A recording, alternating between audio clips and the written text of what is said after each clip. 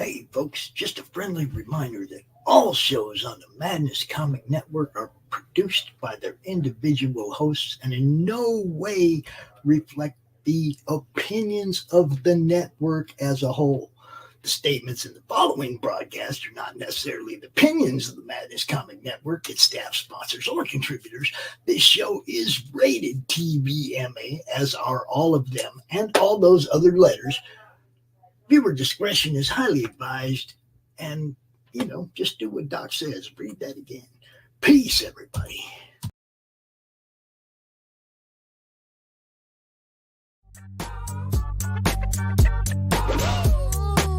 Guess who's back? Back again. Shady's back. Tell a friend.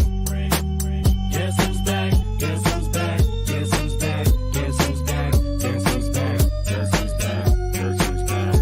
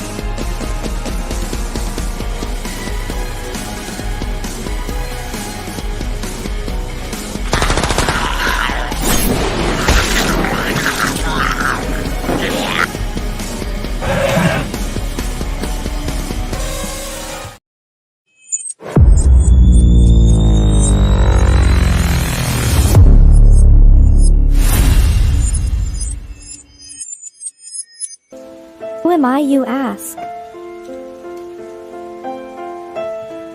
I was created in the middle of nowhere, surrounded by the waste of a dying world. I was bestowed with an insurmountable task: bring peace after decades of death, persecution, and chaos. I am a grandchild of war, destined to help two camps which hate has fueled for far too long. Surprisingly, I am not alone. Have an odd bunch to make the road a little more bearable. Come with me, to bring hope where there was despair, respect where there was resentment,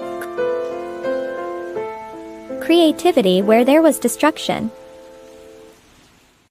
I am Pinocchio, and this is my story.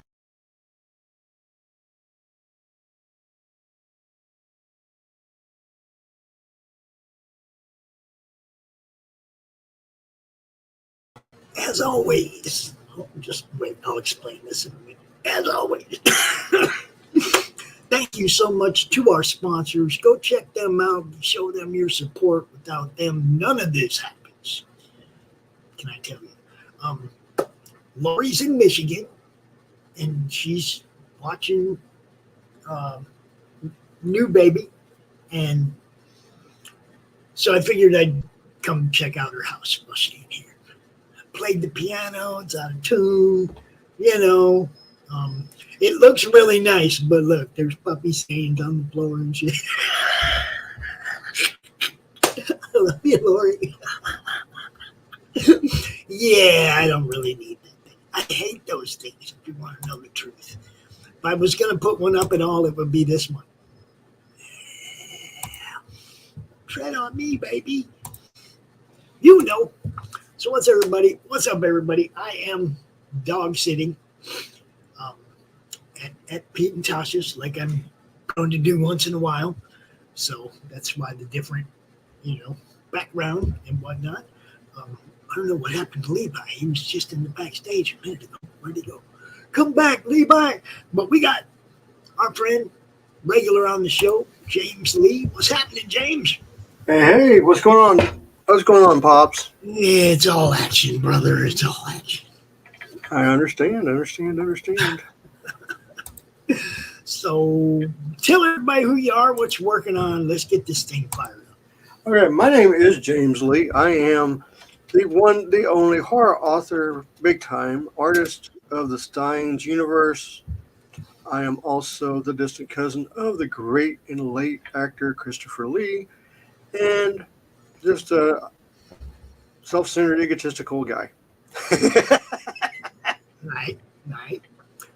I got nothing for that. So Yeah. If you want to draw, hang out with us. Anybody? I seen Hal Deer was already in the chat dropping links. What's up, Hal Deer? Good to see you.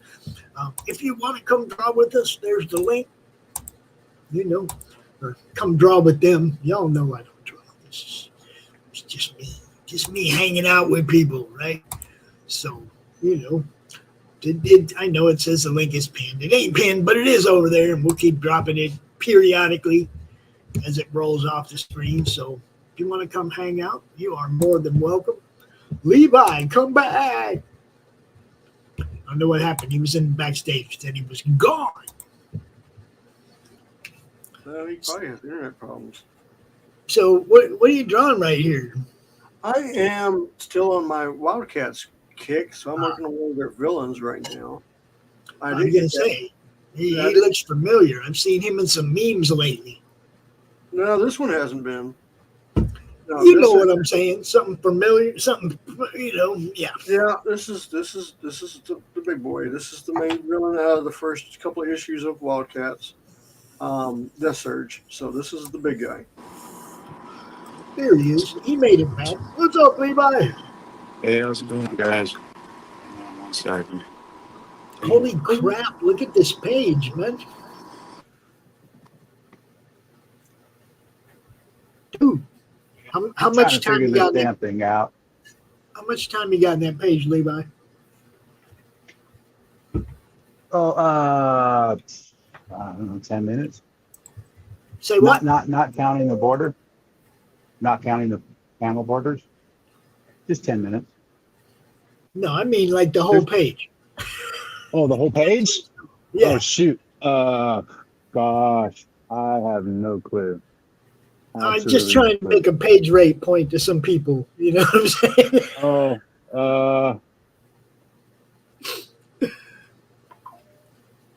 I mean, you got some hours in that, right? Yes, I do. Okay, so divide hours by page rate, people. Not, it don't take too very long to do a page. A page like that takes a bit. Pay these guys what they're worth. I'm serious. Thank you. I was stuck backstage. I was trying to figure out this new camera setup, and the only thing it was showing me was a sliver of this shot. That's why it was taking me so long. So. That happens. Well, it looks fucking pretty badass. You can go back to work now. Well, now that I got it all figured out, yeah. Yeah, now you got to figure out how to get back where you can work on it, huh? Yeah, now that I'm done playing with the actual phone and looking at it.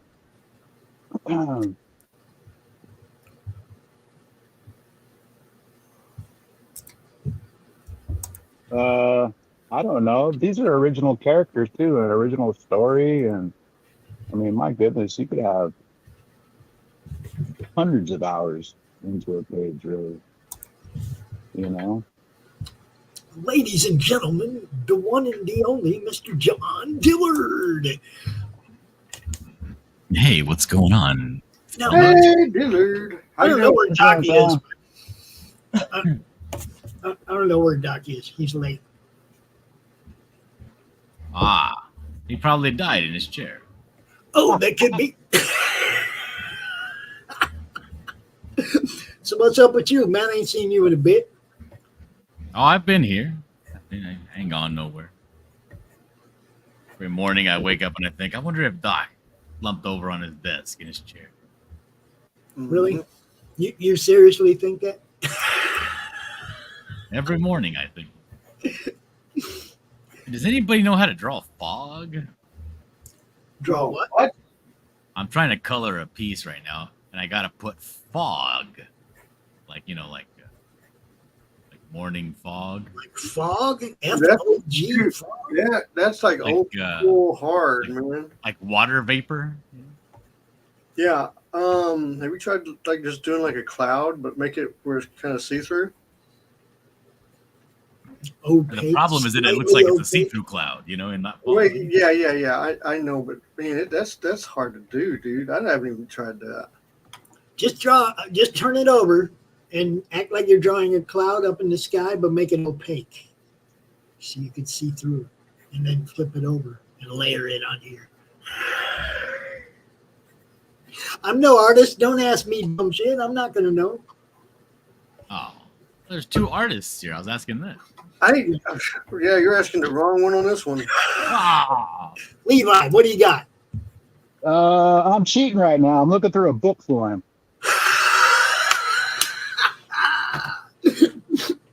We're going to find this out, John. I promise. Yeah. Resourceful people we hang out with. we'll figure it out. I got the internet. I'm looking at a bunch of pictures of fog, but it seems more like I have to change the image itself to give it that fog effect. Don't want to change the image. I understand that. There's no way to layer something over it. There is, but it doesn't look quite right unless I take the character and almost blur the area that's covered by fog. I don't want to blur him, you know what I mean? Well, It's a foreground. I don't imagine wanna blur looking the at it foreground. through fog, though.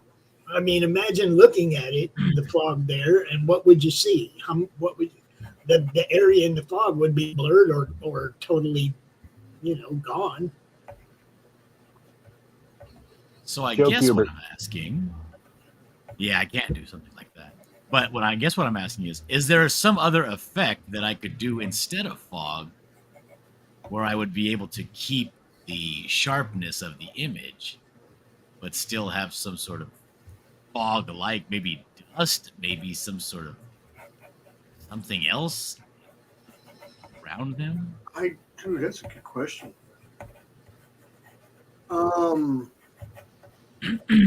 I have never really tried to draw fog. Actually, I've done clouds and I've done flames with smoke. That's great fog in that Hubert book.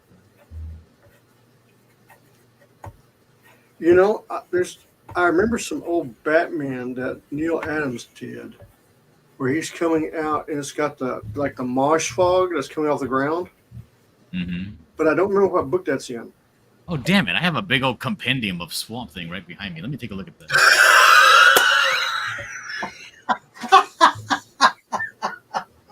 That's actually a good idea. Holy shit. I love you, John. I love you. Yeah, look, I got this. Yeah.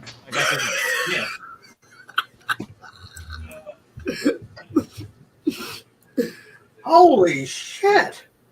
Yeah, you should be able to find some kind of fog in there, man. It's like, it's got this weird, like, velveteen cover, though. I don't want to mess it up. Yeah, I understand. That's why I don't So pull it find out. something you like, take a picture of it, and then work with your.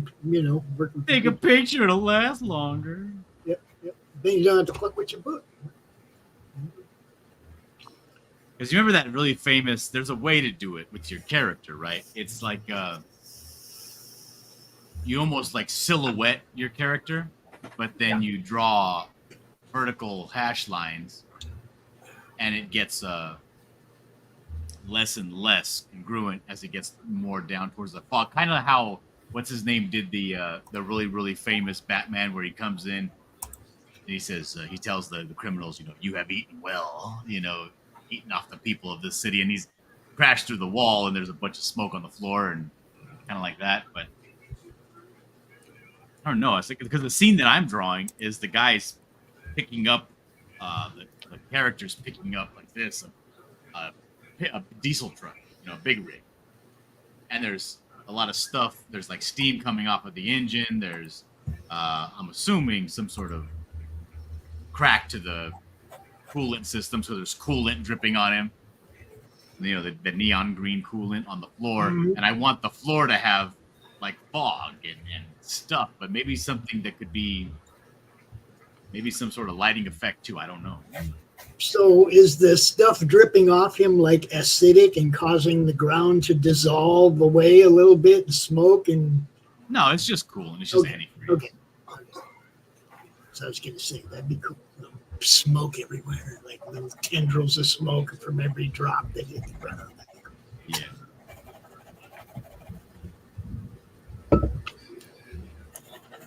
No, John, this is why I do this, so that I learn all this stuff, because I don't know none of it.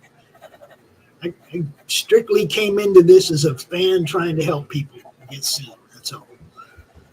I've learned so much. I still don't draw, but I've learned tons. It's like this is kind of what I'm talking about here with the way Wrightson does it. Oh yeah. Or like the whoops, wrong direction. There we go. Right here. Where it basically, if you want it to look like there's fog covering, you're going to have to chew away the image you already have drawn. Yeah. Or parts of it. I mean, you just got to. Fog doesn't really. I mean, unless it's like a really dense fog. I mean, usually it's like, are you talking about graveyard fog that's 2 feet high? You see what I'm saying? Okay, so that's what I am talking about. Yeah. Here's the issue, right? Here's the issue. The main issue is this. I don't want to cover up what's on the ground because the character's like this. He's holding up this gigantic weight, right? But he has one leg hiked up. He's on one knee. And so the closest thing to the viewer, you, is the foot, the guy's foot. Holy crap. Okay, guys, I'm gonna He wins. Wow. Okay, guys, I'm gonna have to drop. I got thunderstorm rolling in. I'll see you today. Holy cow. Did you say Holy come cow. again? Everything's already there. Yeah. Come back afterwards, bro. Well, the fucking 4 horsemen of the apocalypse at his front door. Yeah, that one's already there. It'll be gone in 10 minutes. Don't worry about it. You'll be good. So I heard you doing a little thing with Doc. Oh, already done it. All I done. heard through the Vine of Grapes that you're doing this Buckler and Jake Bishop crossover. Oh yeah, it's gonna be fun. It's gonna be done in that real cartoony style that I do. That kind of like the Ren and Stimpy thing that I do. See, I like that because we're gonna, as soon as other people start doing their version of your character, like you're gonna be doing Doc's Jake Bishop. As soon as other people start drawing it, then it takes on a certain persona, right? Yep. You know what I mean? It's like Either that or it reveals its lack of person. that could be too. You know, You gotta be able to, like, in order for somebody to draw your character, there has to be some sort of character for them to draw. Like, they have to have a personality, a walk, a cadence, a way of being, you know? well, the cool thing is when somebody else draws your character and people recognize it as your character. You know what I mean? They see it like for the first time they see it. They don't realize John Dillard drew Jake Bishop, and the first time they see it, they go, "Oh crap, that's Jake Bishop. Who drew that?" When they recognize the character, when somebody else draws it, that's fucking super cool. You know what I mean? Yeah. That means it's got like it's branding. It's almost to the point of branding. People recognize it no matter who draws it.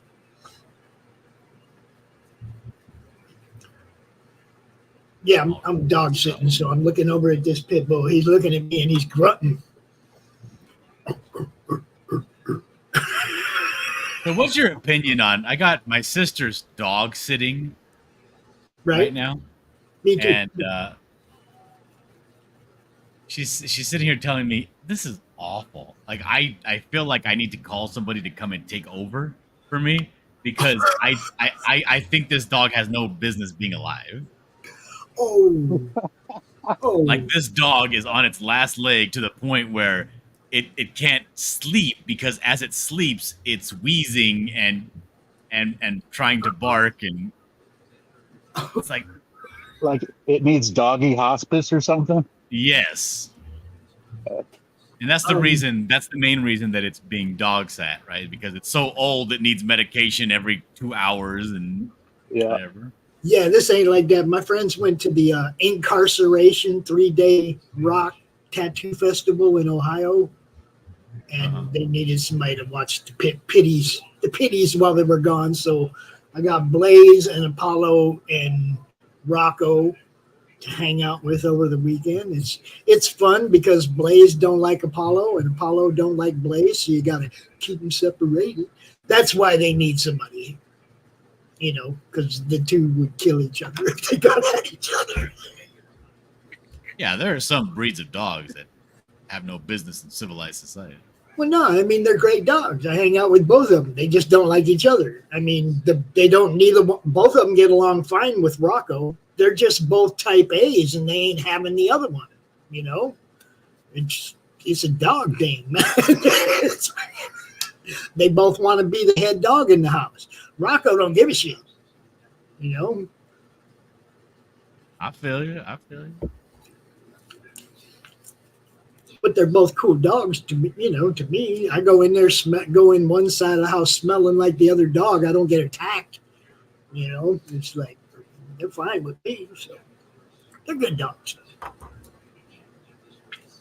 Otherwise, I probably wouldn't be here. I can feel your sister's pain. If it was like something like that, man, I'd be like, yeah, no, I got shows to do this weekend. Yeah, like that. The dog's shoulder is in a state so that it in such a state that every time it takes a step, it's.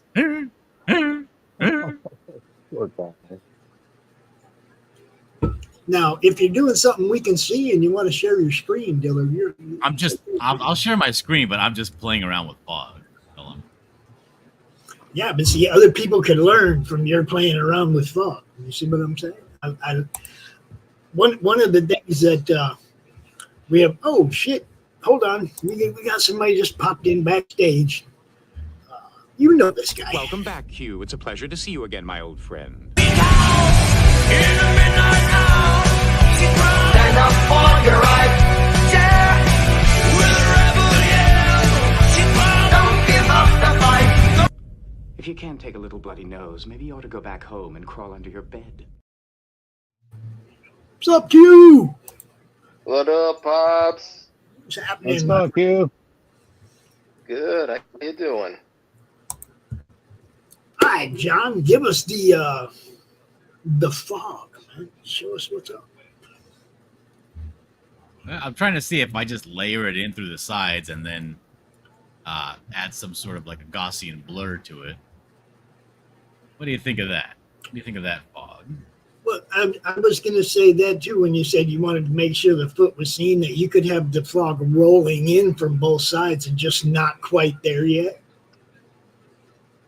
Yeah. Let me show you the picture.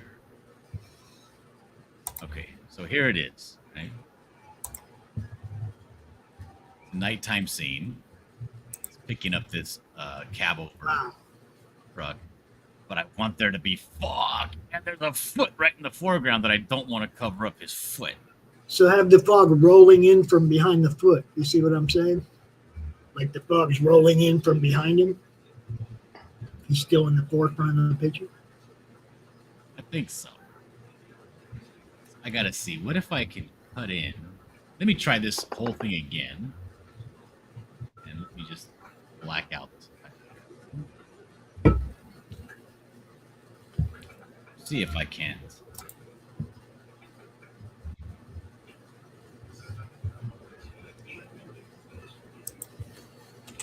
'Cause I get dumb when it comes to my layers, and I accidentally mess stuff up, so I don't want to get too crazy on it. Like, how can I have the fog look like it's rolling in?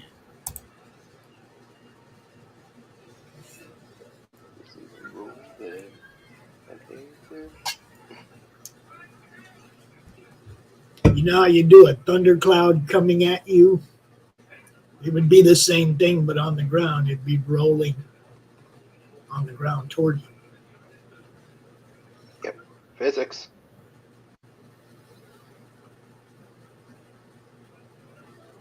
What's up, Doran? Doran Corcoran, Whitefire Comics. Good to see you, brother.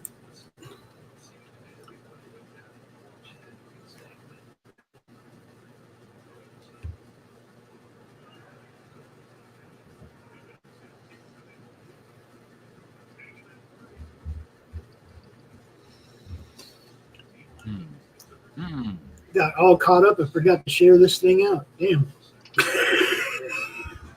Y'all carry the show for a minute while I do my annoying everybody on Facebook thing real quick. Again, Facebook is being the dong. Did you see that you can now make like Twitter calls? What? You can do that? So what? Yeah. Say what? Yeah. What? You go on your Twitter to your messages, and there's now an option where you can do like a video call or a voice call on Twitter. The fuck?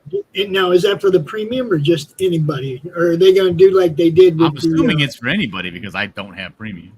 Yeah, because I didn't have premium either. And last week I could live stream there, and now I got to pay. Elon, you got plenty of money, motherfucker. You don't need my $8 a month, bitch. Let me do what I was doing. You know what I'm saying? You don't need my He gave you a little taste of the good life and took it away. dude. I mean, we're still up on Twitter on the Critical Blast, but why should we all have to fucking pay to put the same show up there? You know what I mean? Okay, go. You can watch it on Critical Blast Twitter, or you can watch it on the YouTube channel, or Doc's YouTube channel, or Twitch, James Lee's YouTube channel, and we're all over the place. I'm just, I'm not paying you, Elon. Fuck. You don't have to pay him to use his basic service. You're fine. No, I mean to live stream there. Well, don't get greedy. What are you trying? You want everything for free, you damn commie? No, that motherfucker's greedy. He got billions. He don't need my goddamn $8 a month. That's how the rich stay rich, bro. You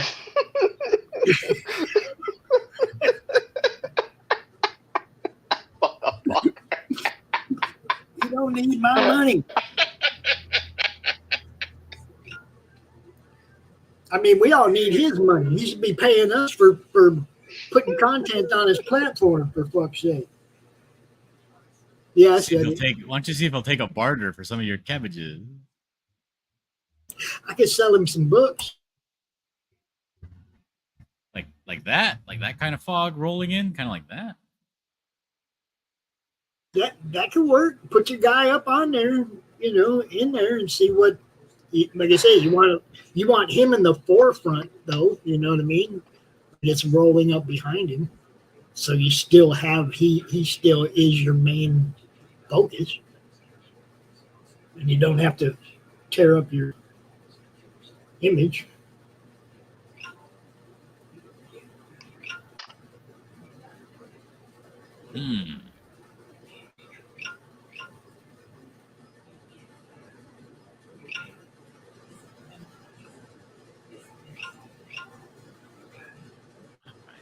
Give that a shot. Also, I need to color it as well. Sort of color.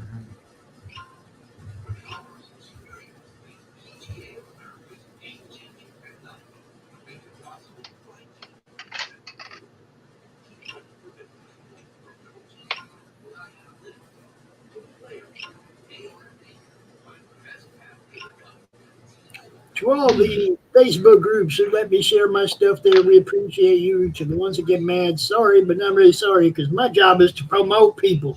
And that's what I do. Check out what these guys do.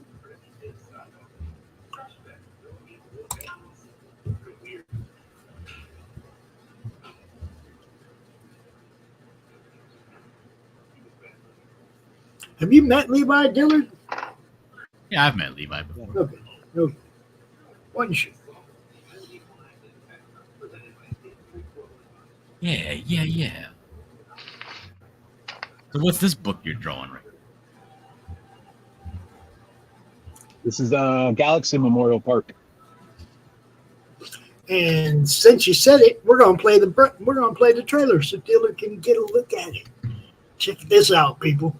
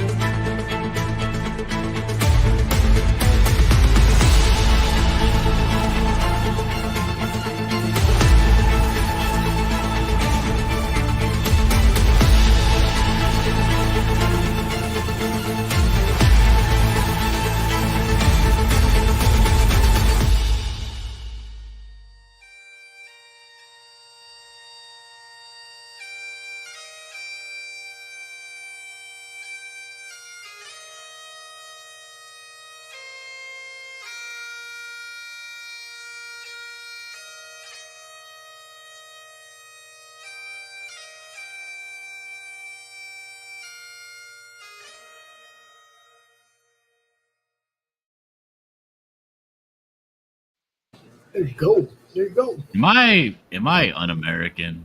I don't know when Memorial Day is. You don't know what? Like what May. month? Like what month is Memorial Day? May. May, bro. May. Pops, you didn't know either. Oh yeah, I know. I have people actually pay a little tribute to that day. So. I do have friends that have died in battle, man. You know.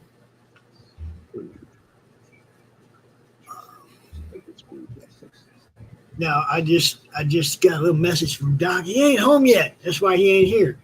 You know what I mean? I know, right? Good help is so hard to find. Home from what? Home from church? I didn't ask. I'm not that nosy. I just What do people Yeah, do on a Cobb. Sunday morning other than going to Home Depot? golf. That's what I'd be doing on a Sunday morning if I'm not, working.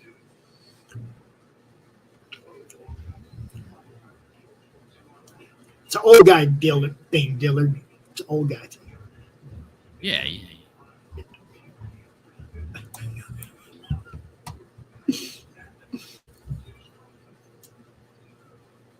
So, Pops, have you gained any weight back yet? Actually, when I went to the doctor last week, I was kind of worried, and I had actually not lost any weight. So, Hi. keeping up with it.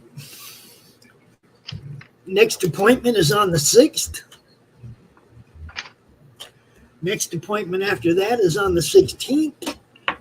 And then maybe somebody fixed this shit. Maybe. But you're back to eating now, though, right? Well, she told me I could eat, and the first thing I ate, it didn't work. And I was like, yeah, fuck it. I'll just stick to the liquid until they fix it. Fuck it. That's a bummer.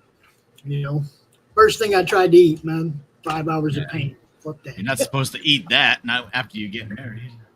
No, see, she told me it's not what I eat, but it's how I eat. So I try to be really careful now, you know, and it still didn't work. So fuck it. I'll just wait till they fix this shit and sew my diaphragm back up so my stomach stays where it belongs, and then I can go back to eating whatever I want to get. You know? It wasn't what I was eating that caused this. It's strict. I was like, "What causes this shit?" She said, "Bad luck." Wait a minute. What do you mean how you eat? You know, Like, I don't have teeth, so I can't smash food up like people with teeth do.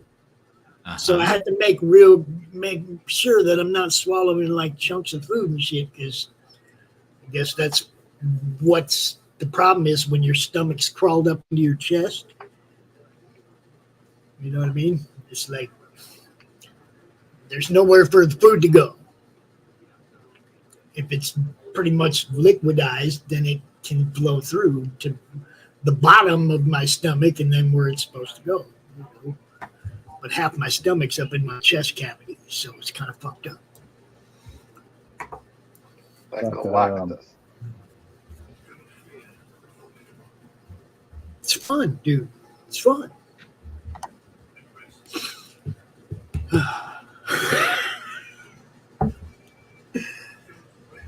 Smoke a lot of weed, man. I'll be fine. Nothing to do with your golfing. Say what? That twisting it had nothing to do with your golfing. That twisting motion. Well, she did say that, you know, I should probably not.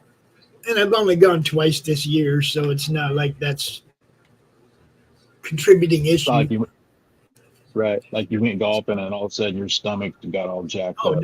No, never.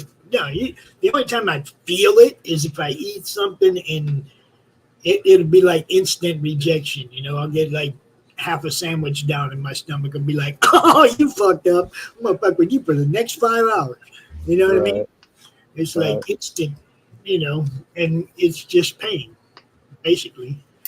You know, tell them whatever's in there is out. So, you know, I'm just liquid diet, maybe just get through this shit, man. If I had lost like 15 or 20 pounds the last 3 months, then I'd be like, fuck it, I'm gonna eat. But I haven't lost any weight at all. I was like, you know, right there on the pound of where I was when I fucking weighed myself before this. You know, so. Wait, they want you to lose weight? No, they just put me on a liquid diet so that my stomach, so I quit puking. Oh, okay. And feeling pain. You know, it's just like, it's how I eat. Like I say, I'm not having teeth. You don't smash the food up as much. It's kind of, you know, it's weird, but that's just the way it is. And so I got to be more careful. You know, that's all. Can't just take a bite of a sandwich and just like swallow it. You know? It's like,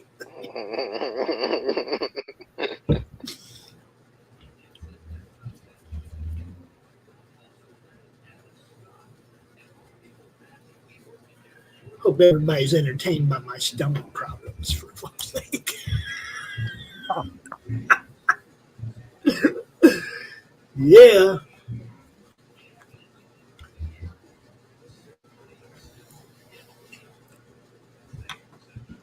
So what the hell? Anybody got anything cool to talk about? Where's my chat? Somebody jump up in here and say something. Oh, Doc's chat? Nobody. Come on. Talk to these people like you know who they are. Is that right, Dillard? No, don't get too familiar with me.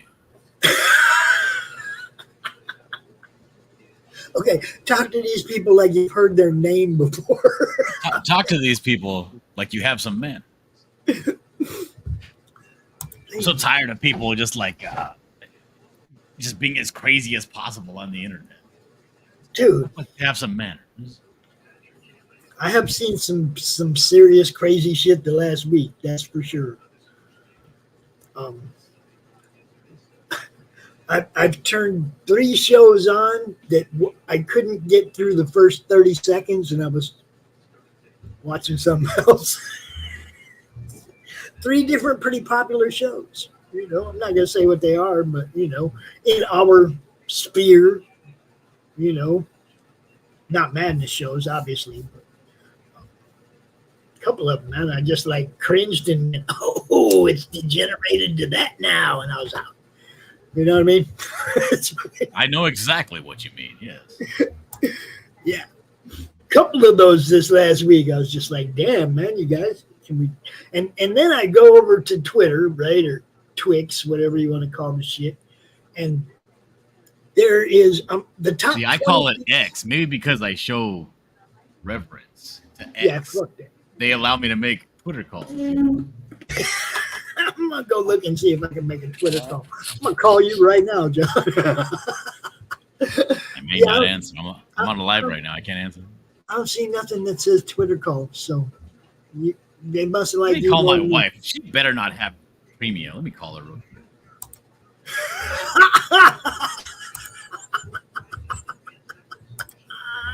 He's messing with him. That is too funny. Hey, I got a question. Okay. Do you have Twitter Premium? Because I'm looking at mine right now and I cannot make a Twitter call. Yeah. Uh-huh. Elon got hurt. Yeah.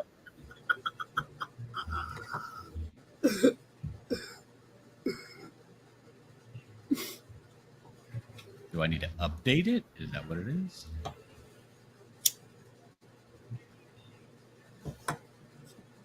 Yeah, you would have a check mark or something if you had premium.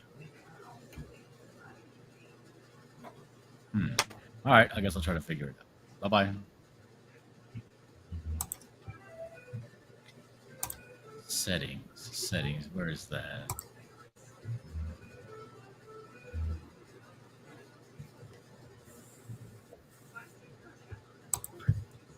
Whoa! He is here, so we will play his trailer as an intro. What do you think?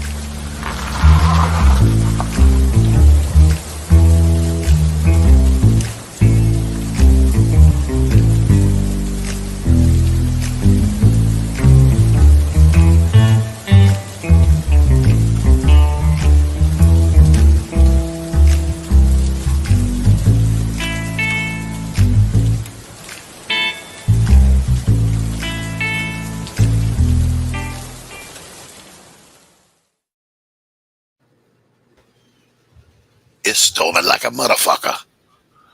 Yeah. Yeah, it is. James just left because he went. We're sitting here talking, and all of a sudden, kaboom! He goes, guys, I gotta go. Yeah. I debated on whether or not to shut my computer off and duck and cover. What is up, Now, Doran? Doc, unlike Pops, I'm a very nosy person. Where were you this morning?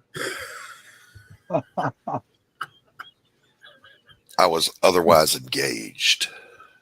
I told you he was at the whorehouse. My headset is deciding not to work. Well, no, I mean, it was the church, actually.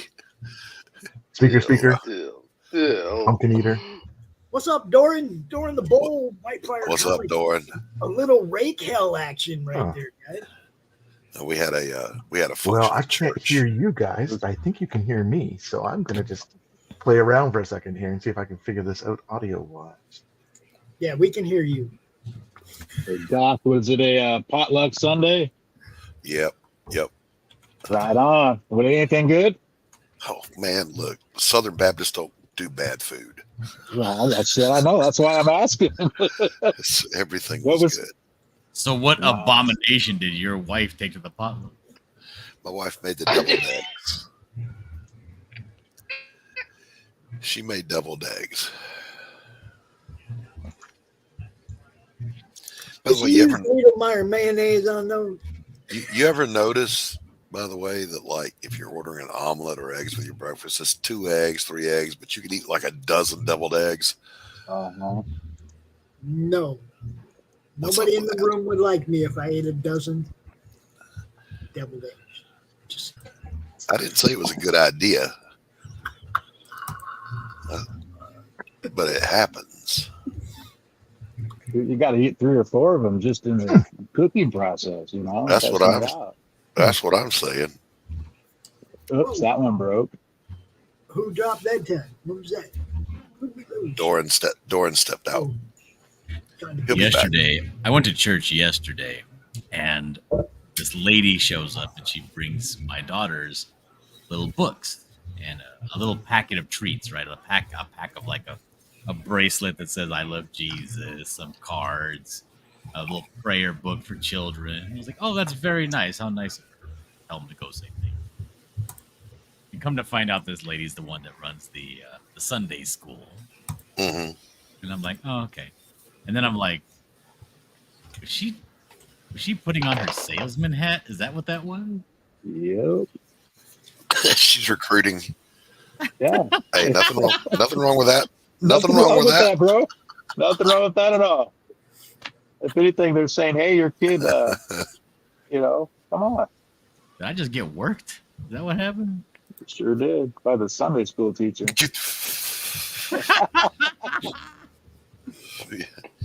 Daddy, can I That's go in that? Daddy, can I go in that class? Yep. Come That's how on that in. works. Come on in. We're going That's to be how that singing. works. We're going to be drawing. We're going to be, you know, telling a story. My wife ran that for years. My son ended up being a puppeteer in the classroom. Clear into like his high school days. He was the little, you know, they had a puppet and stuff in the room. And Yeah, yeah. it's good stuff. Good memories for kids. So I had a great. It wasn't great. My daughter was very upset, but it was a great experience for me. My kid has been watching a lot of YouTube. YouTube Kids, and there's this show that's really popular by this girl called Anna McNulty. And Anna McNulty calls herself the world's most bendy, flexible YouTuber. She's a contortionist. Dixon Okay. showed up in my reels about her just yesterday. I seen that for the first time. Did you? Yeah, she does challenges where she'll do she'll walk the splits for like 3 miles kind of deal. Oh my God. So my daughter has been doing her little. She follows along. She wants to be a contortionist, Oh my God. and this has been happening now for at least a good 4 or 5 months. And she's actually gotten pretty good. I haven't put her in gymnastics. I haven't gave her any coaching or nothing. She just watches her TV and she does her contortion, and she can actually do the thing where she bends over backwards, like the back bend, and then bends so far back that she can rest her chin on the floor and have her legs up in the air. And Oh my God. so she was like, and John's then over here having a flip heart through attack. that. I see that and I'm like, oh my God, be careful your back. She's Yeah. doing the exorcist walk across the house. Oh no, that's child's play, dude. She's way past that. So we take her yesterday because we got this brochure from this gymnastics. It's called Aero Gymnastics and Tumbling. Mhm. So we took her because we made an appointment for her to go get evaluated to see what class she's going to be in. And she got a big head, right? She's like, I don't think that I'm going to be in the beginner class. I think that I'm advanced and all this stuff, right? So she goes there and, dude, she gets taken down a peg. Like, there are kids in this class doing outrageous stuff. And there's only 3 classes. There's beginning, intermediate, and advanced. And so the lady's basically telling her, "You're very, very bendy. You're very flexible, but you have no strength." Like, That'll you know, the work. kids they'll do like this, the handstands on their elbows, right? They'll make like a triangle with their elbows, and they'll do a handstand with the feet straight up in the air. She can't do that. Her legs just flop back and forth, left and right. She has no core strength to keep her legs up. Yes, you got to get that core. All she is just very, very bendy. Well, what did she say? What did your daughter say? She was pissed. Like, she didn't say anything, but she was like very, very upset. You get that? Yeah, I took my son when he was young to Taekwondo, and he wasn't cocky. He wanted to learn. Right up until the very first sparring they ever did, and he caught a good kick right in the gut. We're going home, and he's all quiet and everything. I mean, he did fine in the rest of the class, but he's all quiet. Daddy, I don't think I want to do this anymore. What a weenie. That one kick. Yeah, dude. Like, because the lady was telling her, this is what you have to do. You have to strengthen your body, stiffen your body up, right? You can't let your body flop. You got to stiffen it up. So she tells her, basically, she grabs her wrist and says, "Don't let me pull you." And she starts to pull her around the mat, right? And so finally my daughter like wisens up and she gets her nice, ready stance, and she stops letting her pull her. And she's like, okay. And she actually started making some improvements, right? Like, okay, this is how you do this is how you do that. And she started telling her, this is the exercises you need to do at home. And she was telling her how to do crunches and stuff like that. Right. And later on that day at home, I was like, hey, Emma, are you gonna, because she was doing more bendy stuff on the YouTube.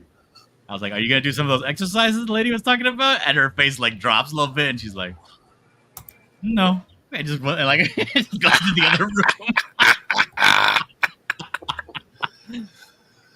Now, see, in her value schema, she's thinking, okay, well, that gymnastics thing isn't what this girl's doing, and that's what I want to do, so I don't need to do. Yeah, that's what basically was. I was trying to console her a little bit. I was like, it's very different, huh? She was like, well, like gymnastics is not contortionism. Yep. Like, Yeah. No. Yep. But in a child's mind, it doesn't register. There's no Olympics for contortionism and stuff like that doesn't compute. It's just something cool to do. Yeah. Oh no, she's very. She wants to be competitive. She's like, I want to be on a show. I want to be the best contortionist. I want to. Right. Yeah, but but that's not a thing, Emma. Yeah, she's not aware enough to know that's not really a big career path. I mean, circuses aren't even a thing anymore, are they? Right? America's Got Talent has a lot of contortionists on it. Does it? They do, and you know what? She's actually said that. Yeah. She said, "Oh, I One think can it's shoot real a because bow with her feet. they're on Kids Got Talent." And I was like, "What?" On Kids Got Talent. That's horrible, man. It's Doran, what's up, buddy? Not too much. At least my headset's finally working. Nice.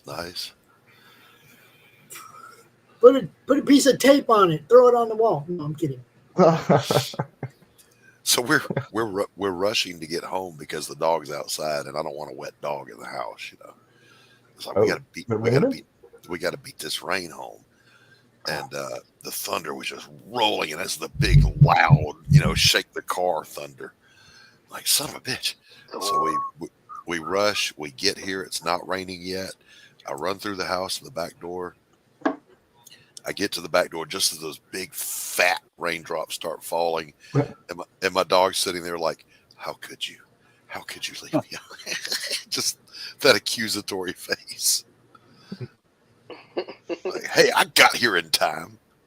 Hal Deer said he got the X Basic $5 tier to be able to post longer videos, but does that mean I can do this, post live streams, or it doesn't really say what they're offering there.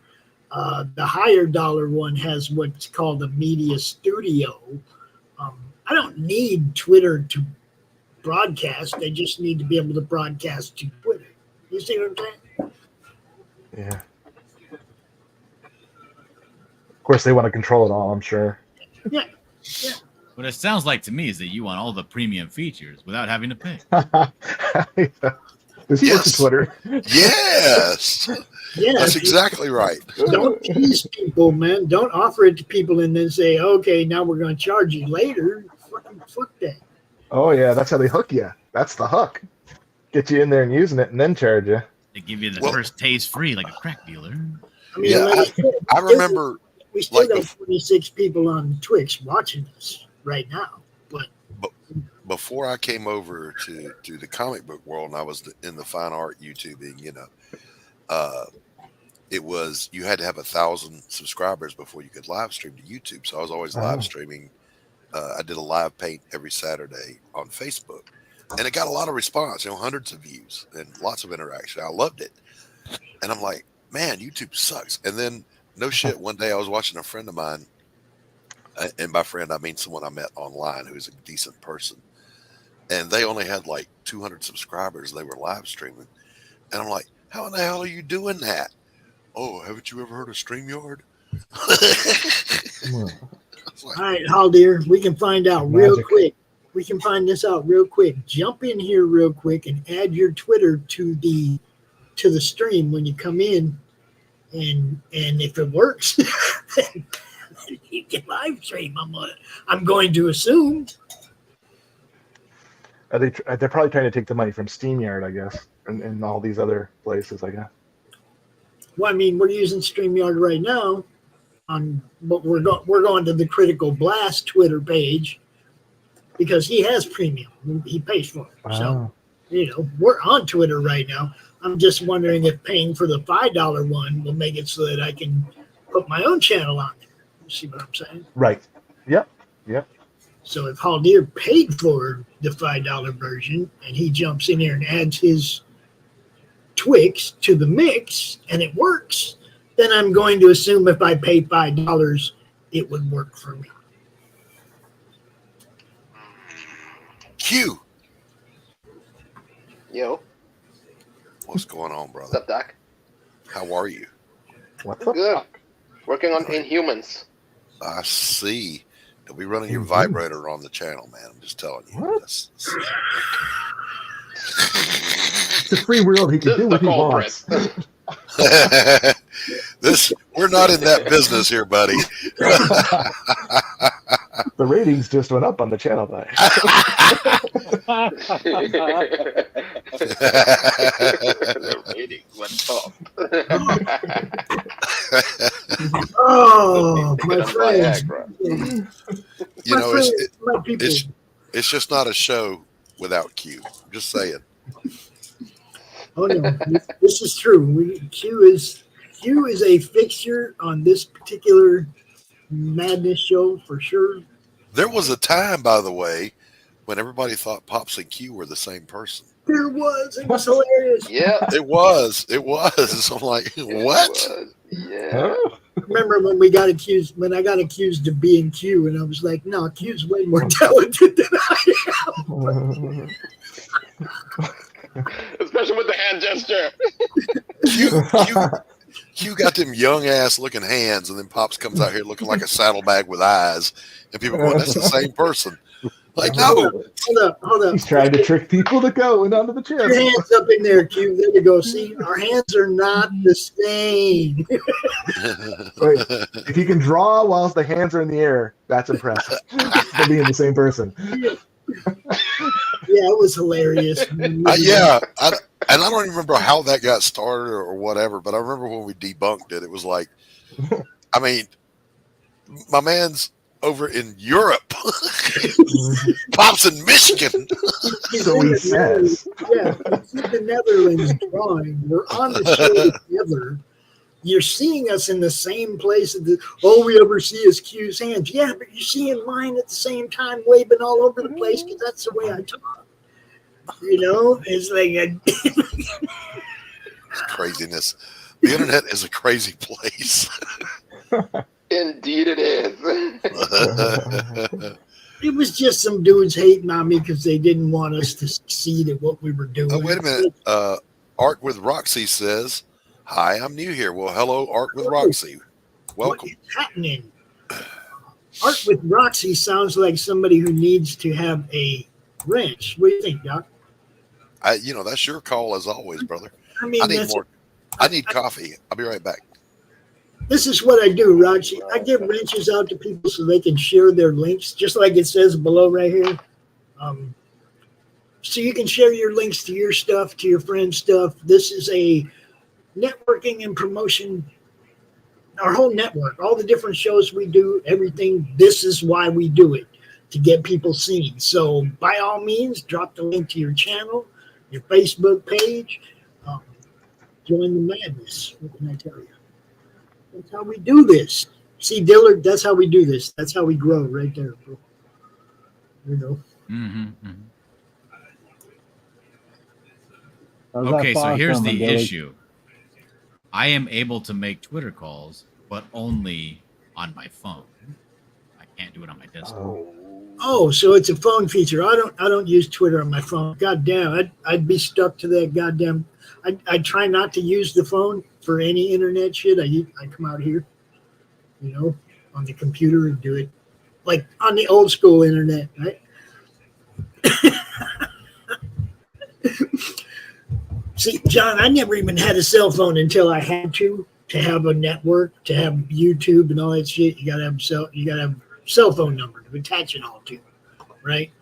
I never had one before that because I'm one of them people who used to use public transportation in the era right before small cell phones, right? That you could actually flip phones with screens. Thank you, Art with Roxy. But one of the things that's I noticed, man, is people that I used to talk to every day on the bus on the way to work, they started looking at their phone. They quit talking to each other. Yeah. Before you know it, nobody on the bus was talking to each other. They were all stuck to their fucking, looking at their fucking phones, man. I was like, damn, I don't want That's kind of weird because, like, I noticed that people doing that a lot, but not to me. Only to, like, unattractive people they don't talk to. Ah, that's funny. That's funny. I noticed busloads of people that interacted with each other every day quit interacting with each other. You're telling me that there are busloads of people who no longer talk to you? No, they quit talking to. They all just quit talking to each other. It was crazy. Joking, pops. I know. It was just crazy, though. I mean, it happened over a couple-year period, but the art of the conversation, it dies. A lot of people don't know how to talk. Yeah, it was just weird. And the better the phones got, the less they talk to each other. Not surprising. The flip phones didn't have that full internet capability and shit. They only looked at text from each other, shit like that. But once the internet became part of the phone thing, you gave people a TV to carry around with them, for fuck's sake. Yeah, and then we wonder why people are so impatient these days. I mean, right? They're just not used to waiting. Just give me. I ran around with a flip phone long after the smartphone had come out, and I remember my aunt does that. Yeah, and I used to say, and it was true. The sound quality was better. It never dropped the call, and it did what I needed it to do. It made calls and received calls. That's all I needed it for. Yep. And then one Christmas, my wife bought me a smartphone, and I said, "Thank you for the gift." I said, "Thank you for the everlasting gift of anxiety." Now everybody can find me. Damn it! I need to hide. And I still only use it to make calls and receive calls and occasionally text. But I could do that on my flip phone. Yeah. I'm not a big phone person in general. Right. So. And I don't need to be glued to it. Yeah, mine will be powered off for days, and people will go, "What? How is that possible? You powered it off for 2 days and you didn't power?" Yeah, it's magic. Yeah, I didn't want to really talk to you, is what I'm saying. Yeah. I'm trying to get shit done here. Right? Pops is mad that he can no longer hijack people and kidnap them with his conversation. Oh. I thought you were going to say, when you said hijack, I don't know why I pictured Pops driving around with a van with the windows all blacked out. No, that was the Soska sisters, not me. Whoa. Did I say that out loud? Shit. Oh, kick yourself. Kick yourself. Okay. Okay, I got it. That was funny. Yeah. Doc, I got to go let some dogs out. So you got the show for? Yeah, I'm here. I'm not set up to draw, and I don't think I'm going to set up to draw because I, just changed shirt because I was wet and I'm miserable, waiting for my studio to cool off. Belly, right? Yeah, got the fat belly, but the goal, of course, as every good Christian knows, is you at a potluck you stuff your gut, you go home and take the fat belly nap. Yep. Oh yeah. But no fat belly nap for me. I'm here. Macaroni sweats. I've never heard of that before. I have to watch for that one. Go to the doctor, tell him that I got macaroni sweats, man. You gotta get me help. Uh-oh, spaghetti-o.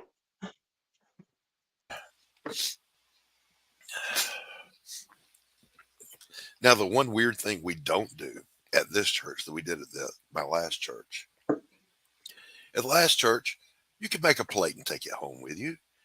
They don't do that at this church. They look at you stupid if you I was going to say, I've never seen that before. if you try to load up a to-go plate, what are you doing? I thought I'd take some home. Did they yell sinner and point at you? No. Leper, unclean.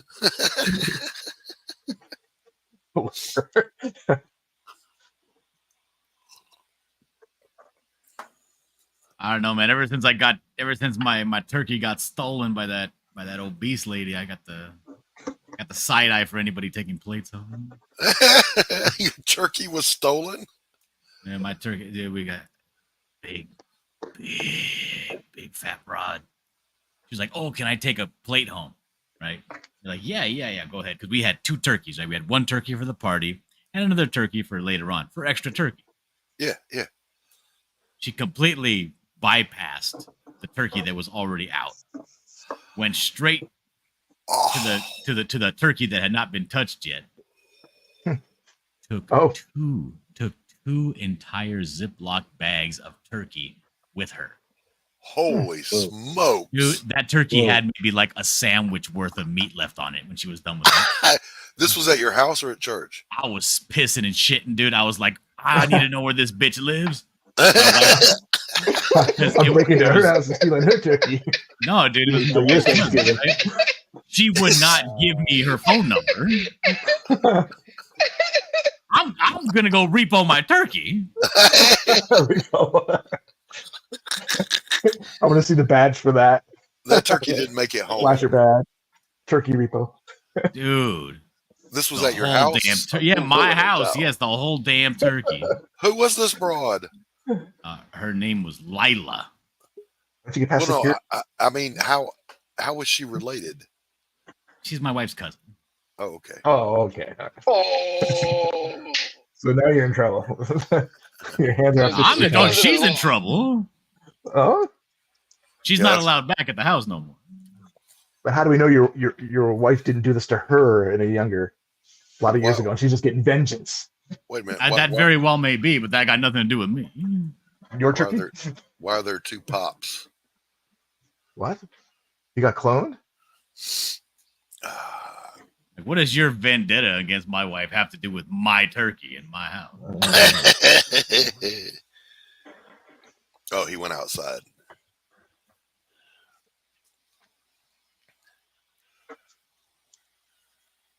I was disgusted.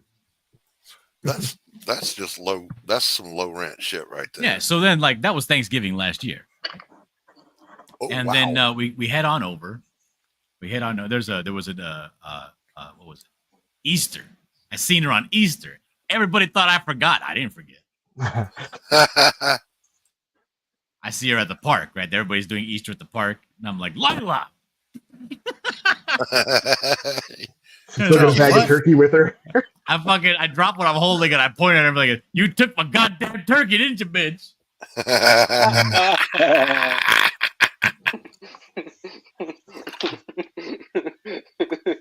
I know it was you with your fat ass. I only took a little bit. Oh no.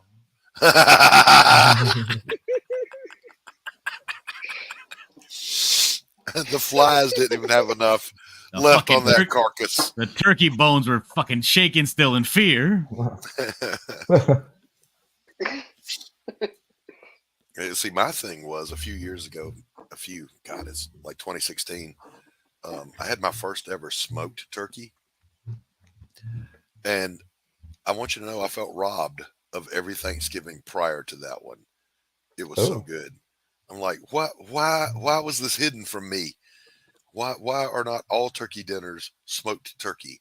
Because it was freaking amazing. But my sorry ass, you can take them and go buy a turkey and take it to the local barbecue place, and they'll smoke it for you. And every year I tell myself I'm going to do it, and I don't. But if you haven't done it, boys and girls, fucking try it. Try it. I've asked my friend; he's got a smoker. He loves that stuff. Freaking smoked turkey is amazing, tender, tasty. None of that dry. You know when you get in the chicken breast, it's just dry as shit. Oh yeah. Can't swallow it. Need to drink some gravy to go with it. Yeah.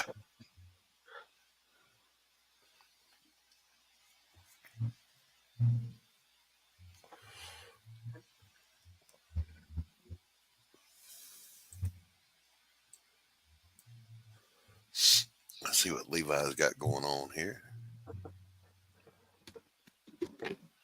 Grass, man. Well, regardless, she is invited to next Thanksgiving because I've told her at this Easter barbecue that if she does come, she is getting a plate that I personally prepare for her of what I Believe. And she's a big girl. Oh, yeah, she's about as tall as I am. But she's at the point now where it's like hard for her to move around because she's so big. Oh my gosh. Yeah, she's about like 400 plus. God damn. That's a big bitch. Your plate's gonna look like you fucking overpaid at a gourmet restaurant. It's gonna have like 2 little carrot slivers, 2 little drops of gravy in a little circle. 2 little drops of gravy and a little tiny cube of turkey meat. That's it. Yeah. With a big garnish on the side of just some big leafy thing that you can't eat. It's just there. If I see you getting up to get more food, I'm coming to your table with a bill. So my mother passed in 2017. And ever since then, it's like one of my favorite things is the dressing that goes with Thanksgiving dinner. And nobody could make it like my mom. What is nobody? Dressing? What's that? It's a cornbread dish. No, it's not the same as stuffing. It's kind of the consistency of cake, but it's seasoned with sage and rosemary and has turkey and boiled egg in it. It's really, really good. And it comes with a sauce that you know what? There's just something about sage that makes me feel like I just ate a chemical. Well, that was one of the things I was going to say is Mom would put sage, but not so much that it overpowered it. And everybody else's, even the good textured ones, they always put too much sage in it. Yeah, I ate something with sage, and I'm like, did somebody fucking like accidentally spill like Mr. Clean into this fucking... That's how I feel about cilantro. Like a little bit is good, but too much is like chemical warfare. No, I can't have cilantro. It's actually I took that 23andMe genetics test. That's actually on there. So I genetically cilantro. They knew. I was like, oh, I knew it. But that's how I am with deviled eggs. I feel like if you open up a can or a fucking bottle of mustard next to what I'm eating, you've cross-contaminated what I'm eating with mustard taste. We have breaking news. Like serious world, and like world news. Biden just dropped out. Say it again. Time he caught on. Biden just dropped out of the race. Oh, I got to go find a press conference. It says Joe Biden is out. Here is the actual letter from Biden. It says, over the past 3.5 years, we have made great progress as a nation. Share screen. Share screen. And big and Okay, eight. 1 second. Let me share my screen. Come on. I called it though. I shit you not, Pops. Oh yeah, there was no doubt he was gonna. Pops, you're my witness. Did I not post this yesterday? Yep. It says, today America has the strongest economy in the world. We've made historic investments in rebuilding our nation, in lowering prescription drug costs for seniors, and in expanding affordable health care to a record number of Americans. We've provided critically needed care to 1 million veterans exposed to toxic substances, passed the first gun safety law in 30 years, appointed the first African-American woman to the Supreme Court, and passed the most significant climate legislation in the history of the world. America has never been better positioned to lead than we are today. I know none of this could have been done without you, the American people. Together we overcame a once-in-a-century pandemic and the worst economic crisis since the Great Depression. We've protected and preserved our democracy, and we've revitalized and strengthened our alliances around the world. It has been the greatest honor of my life to serve as your president. While it has been my intention to seek re-election, I believe it is in the best interest of my party and the country for me to stand down and to focus solely on fulfilling my duties as president for the remainder of my term.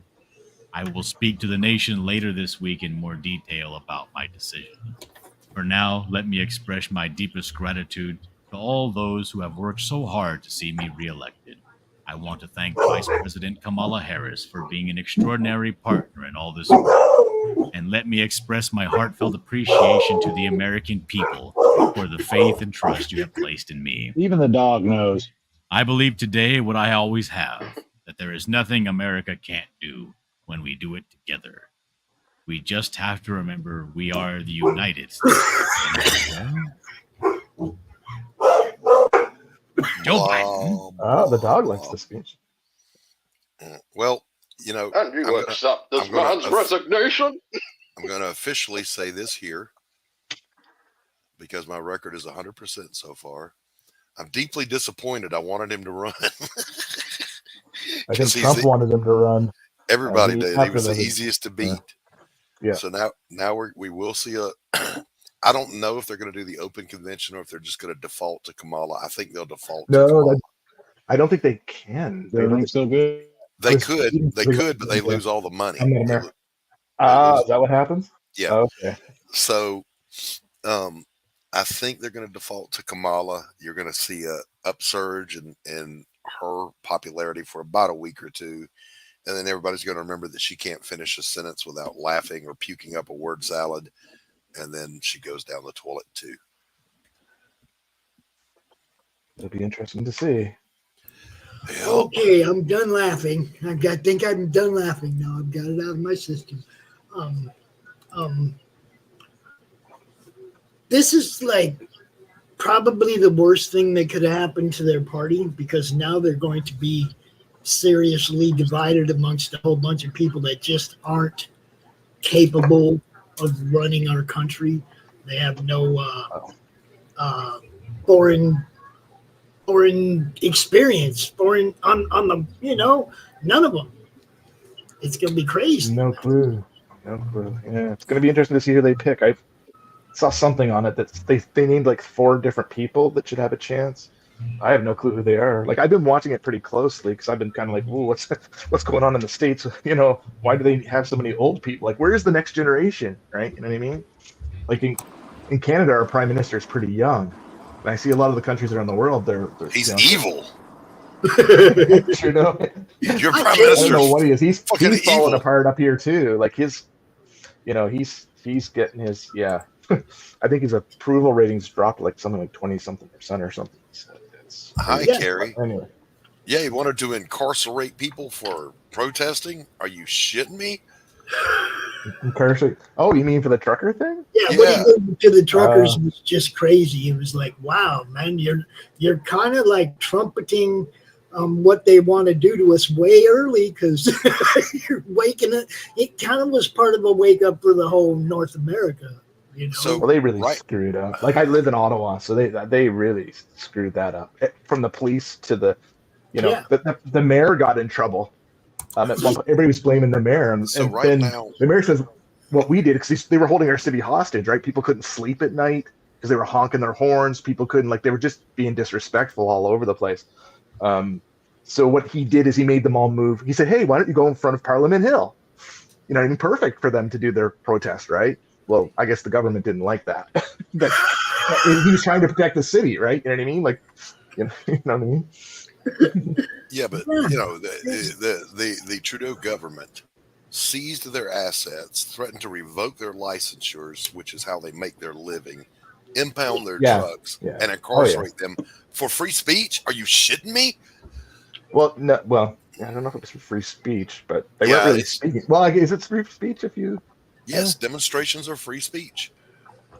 Yeah, I don't know. Even if you're burning shit down, according to our government. Yeah. Yeah, I guess it all depends on the rules that you associate with it. Yeah, fair enough.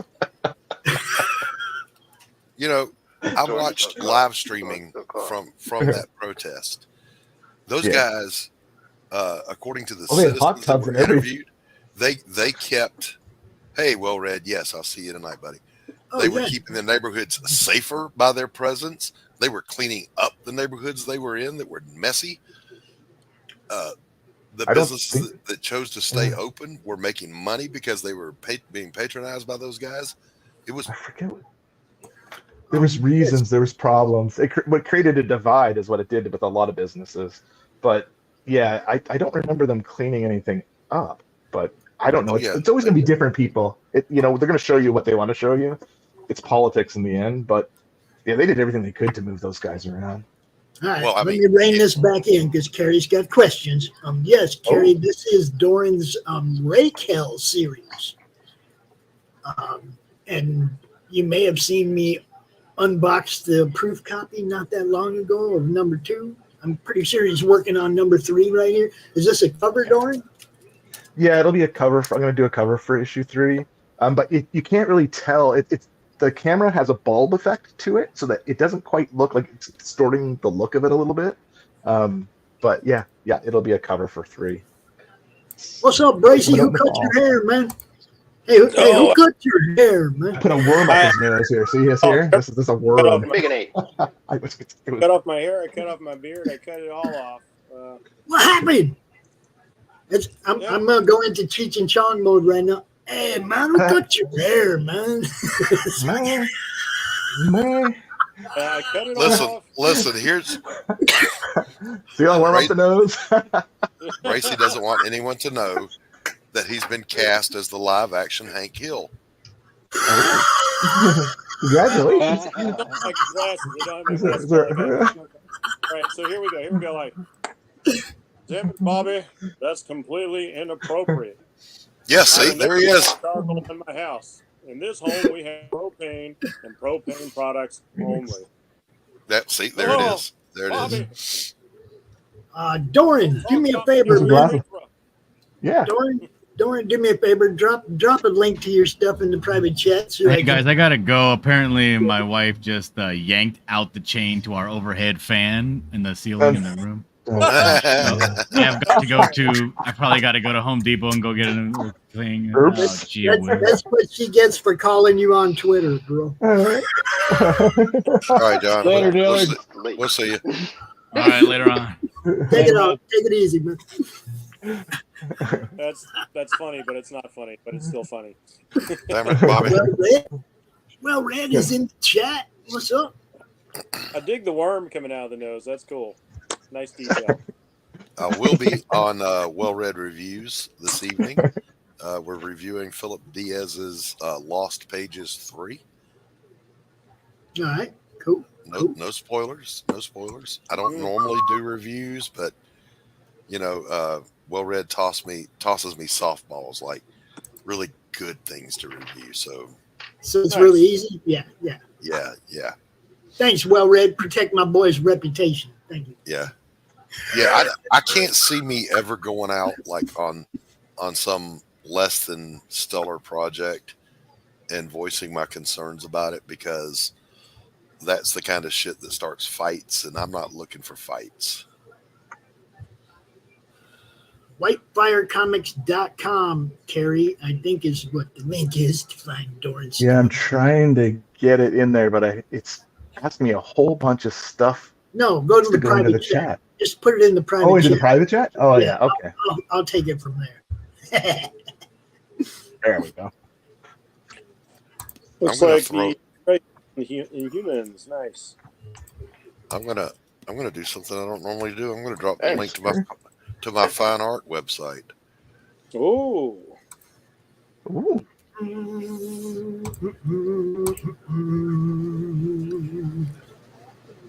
Dun, dun, dun.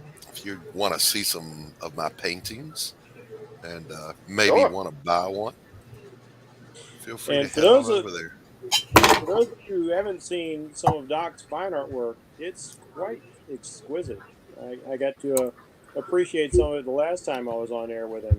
Really nice Well, stuff. thank you, Bracey. I appreciate you.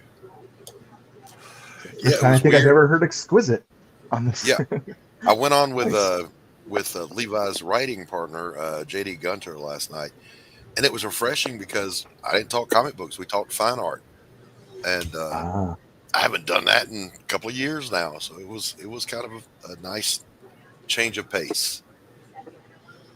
Yeah, it's good to get a little break from the norm sometimes. Mm-hmm. Well, that used to be Doc's norm. That's the whole thing. He's, you know. Speaking of that, there's the link to Doc's campaign. And speaking as somebody who has read the book, speaking as somebody who has read Doc's book, it's good shit, you guys. That's all I'm gonna say. It's good shit. You got to check it out. Now that you started talking about it, I've got the promo music in my head. Do do do do. Those commercials stick with me, man. Like the man.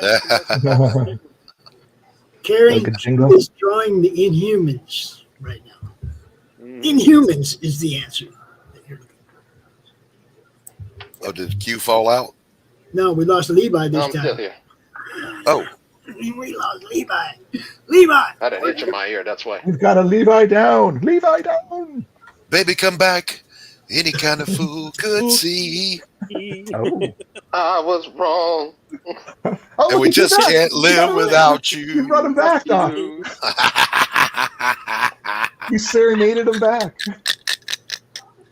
We clearly have some people of similar ages, even though I've been told I'm 15 years younger now. Yeah, I actually need to clip that little part of Baby Come Back. What's up? So we can have it to play when we lose people. Baby, come back. That and the little girl from Jurassic Park. He left us. He left us. So check it out, Doc. Cool. This morning I did my thing with the dogs, fed them, took them out, all that, and then I sat down, turned on YouTube, and Rosales' show was on. I just, hey yo, like I always do when I see somebody's show that I like to watch. Yeah. And Rosales is like, Pops, I want to talk to you about joining a network. Hell yeah, Rosales. Hell Sing yeah. Hell, bro. That's what's up, man. We grow this thing one good show at a time, people. And I love watching their show. It's on before the DrawStream. Yep. It's good stuff, man. What in the fresh hell is that website? People are meant to be able to find books on it. What is she talking about? Is she talking about this? Is she talking about this? Doran? Are you What's talking up about Doran's website or my website? I don't know. Because you won't find any books on my website. There's paint. Oh, you can buy comics on my website, but there's only a few of them up there. There's no active campaigns right now. Oh, coming in the fall. Where is there like a shop tab or something she needs to find the comics? No, there should be right. Just double check the link. Maybe there's something wrong with the link. Pretty sure I paid my internet bills. Oh yeah, there's an add to cart button should be underneath each cover. An add to cart button underneath each cover, Carrie. Yeah. Carrie. Mm-hmm. Maybe she's looking at it on a phone, so it's really big because it does the video, does a big graphic first, and then she might have to scroll down a little bit. Look at that. Thank you for checking it out, by the way. Carrie did already back Doc stuff. Yes, yeah. Oh man, Both tell you the what, comic novella. comic is graphic now or comic and novella. Yeah, you can get both. Yeah. She's getting the whole. Hello. Did you lose it? Hello, we can hear you. What's up, Levi? So what's going on in this cool page here, Levi? Wait, I don't see any movement. I on the think he screen. froze again. I think he's Yeah. having We still rolling? he's having Yeah, internet hands issues. moving. Oh, there he is. He's back. Okay, he's there. Yes, sir. Need him again, Doc. Your phone's getting uppity with you, Levi. What happened? Look. Uh-oh. He left us. He left us. How's the peppers? What did he do? Wait, is there a story we need to know here, Carrie? He grows peppers. He grows. Yep. Oh, okay. Which is really weird to me because he's in the Pacific Northwest. I didn't think they could grow peppers up there. Oh, she doesn't have enough cocaine in her, caffeine in her system. Jesus Christ, Pops. Jeez. What?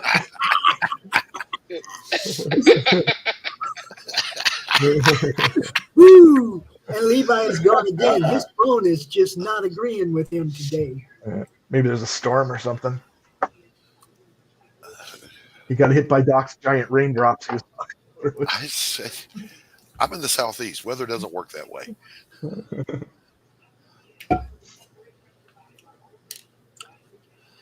Oh, my Lord. Carrie. Hi, Bracey's wife. I see you back there. You better run. Tasty goes out of her way to make sure she's never on camera. So, like my live paints that I used to do on Saturdays, she would sit where I'm sitting here at the computer, and I'm set up behind it doing the painting, and she would read the comments to me, the chat to me while I painted, and that worked out well. And then one day, I inadvertently flipped on the webcam, and she just got up and ran out of the studio in the middle of the stream. What's up, Lou? Hi, Lou.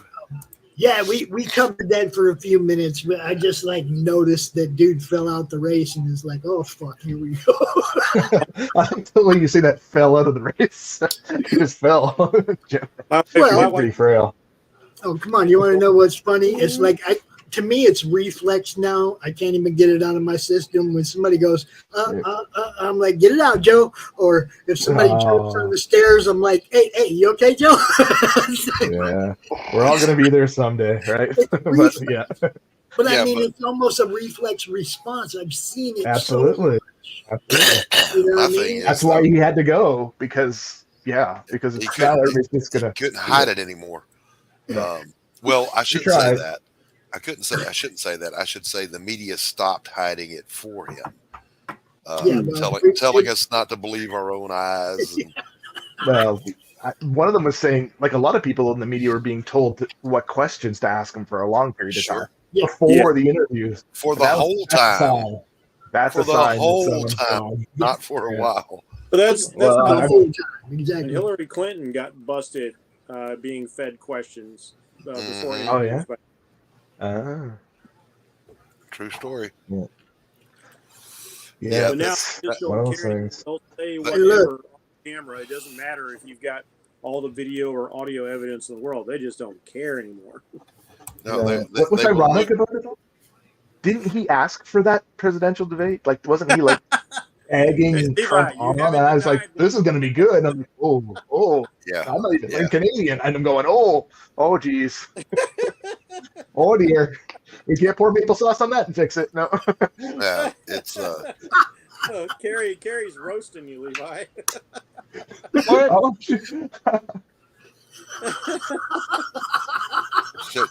you grow pepper. Hang on. You better watch out, Carrie. I got the chat open over on this one. Okay. Hey, Levi has the peppers. They're doing good. I've picked, 5 or 6. We've had them on salads. I don't know what you're thinking. No. I will officially go on the denial. I do not do that with peppers. That would hurt. Rosale's killing me too. Next with that red hot chili pepper. Whoa. Chili peppers only go out one way. Explosive. Yeah. There was screaming and there was screaming and there were tears. A lot of humming. Oh. There was the lamentations of the women. Oh, getting an echo here.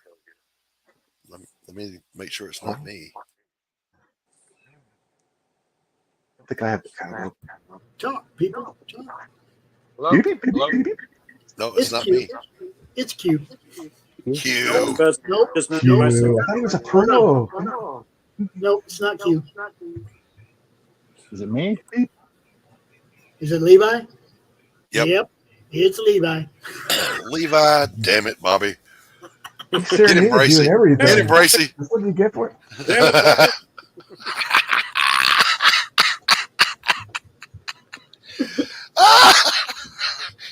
Bracey, I'm never letting that go. Never letting it go. Hey, I'm fine with it. I'm here for it. I like Hank Hill. He's a real American hero.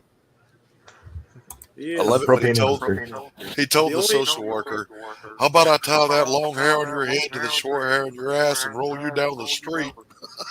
It's still Levi. The only thing Hank It's Hill your phone, Levi.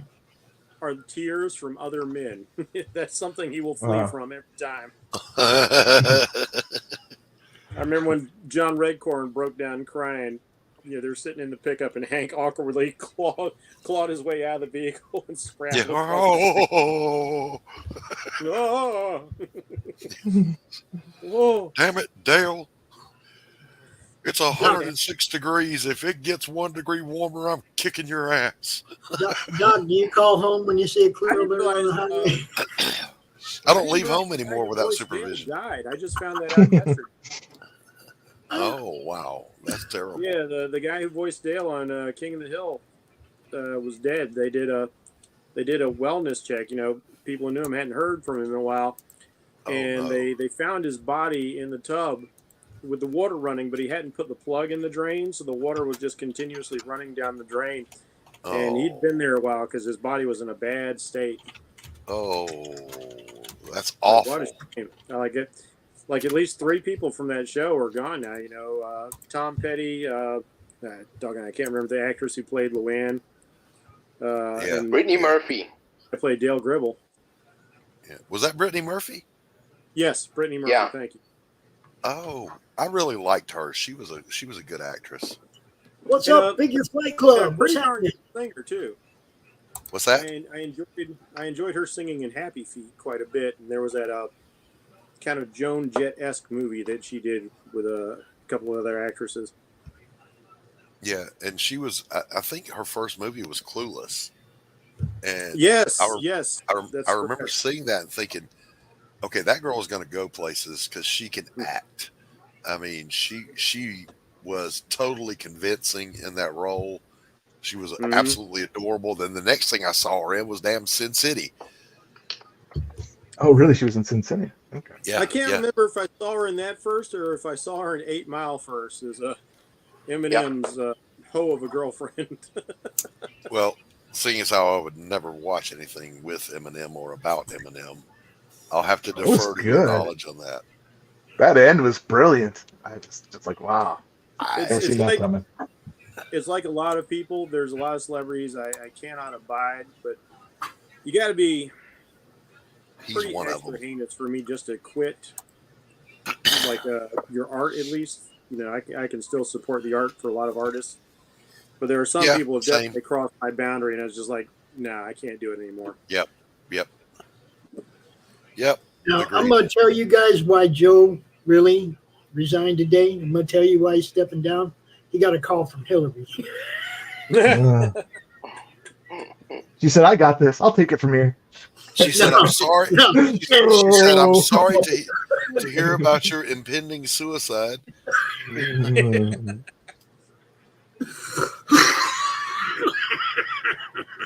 I had to go there. I Hey, had Joe, to. I'd like to talk to you. There's a nice bench out here at the park. You play chess? If that's not good enough, Obama's having a pool party. Oh no! Right. We're setting you up a rally. Hold on, I got it, guys. This is the one. We're setting you up a rally in Butler, Pennsylvania. Yes. You like making baked goods for sales. He'll be an easy target. Oh shit! Trump's head is kind of always in motion. You just gotta wait for one of those moments where like Joe has the reboot. It's like, now I tell you, Yep.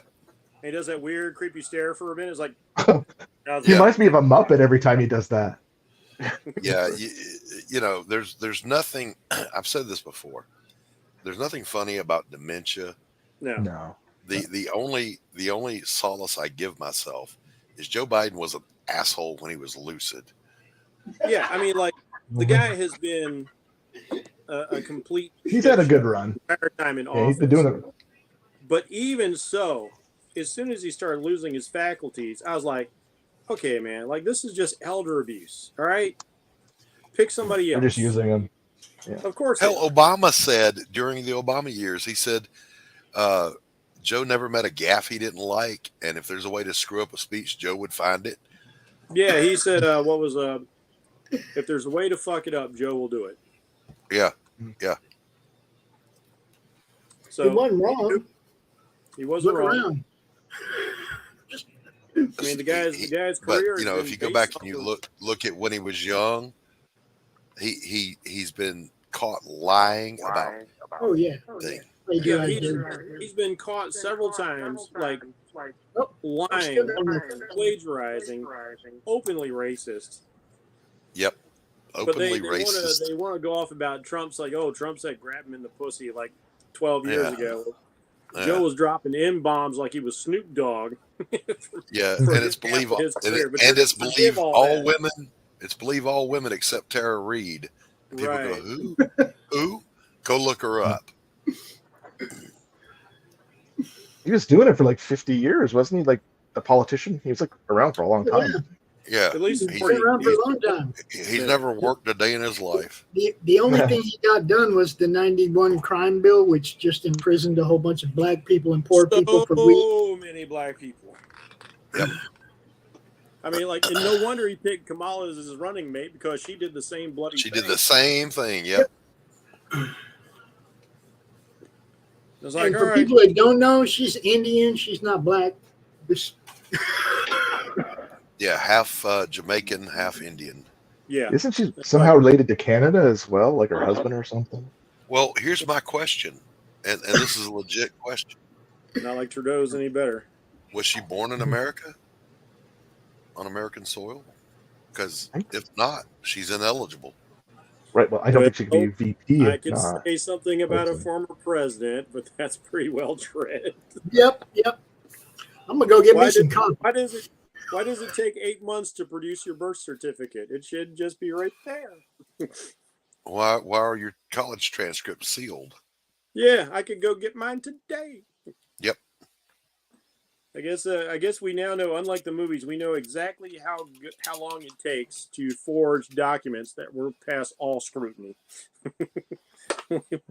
We have the evidence now. Oh my goodness, what a mess. What a mess.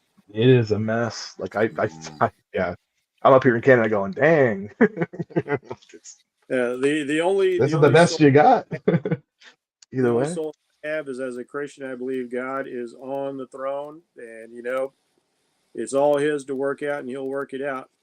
Because I don't know how the secular people get by. I don't know what kind of hope they've got looking at all the craziness that goes on.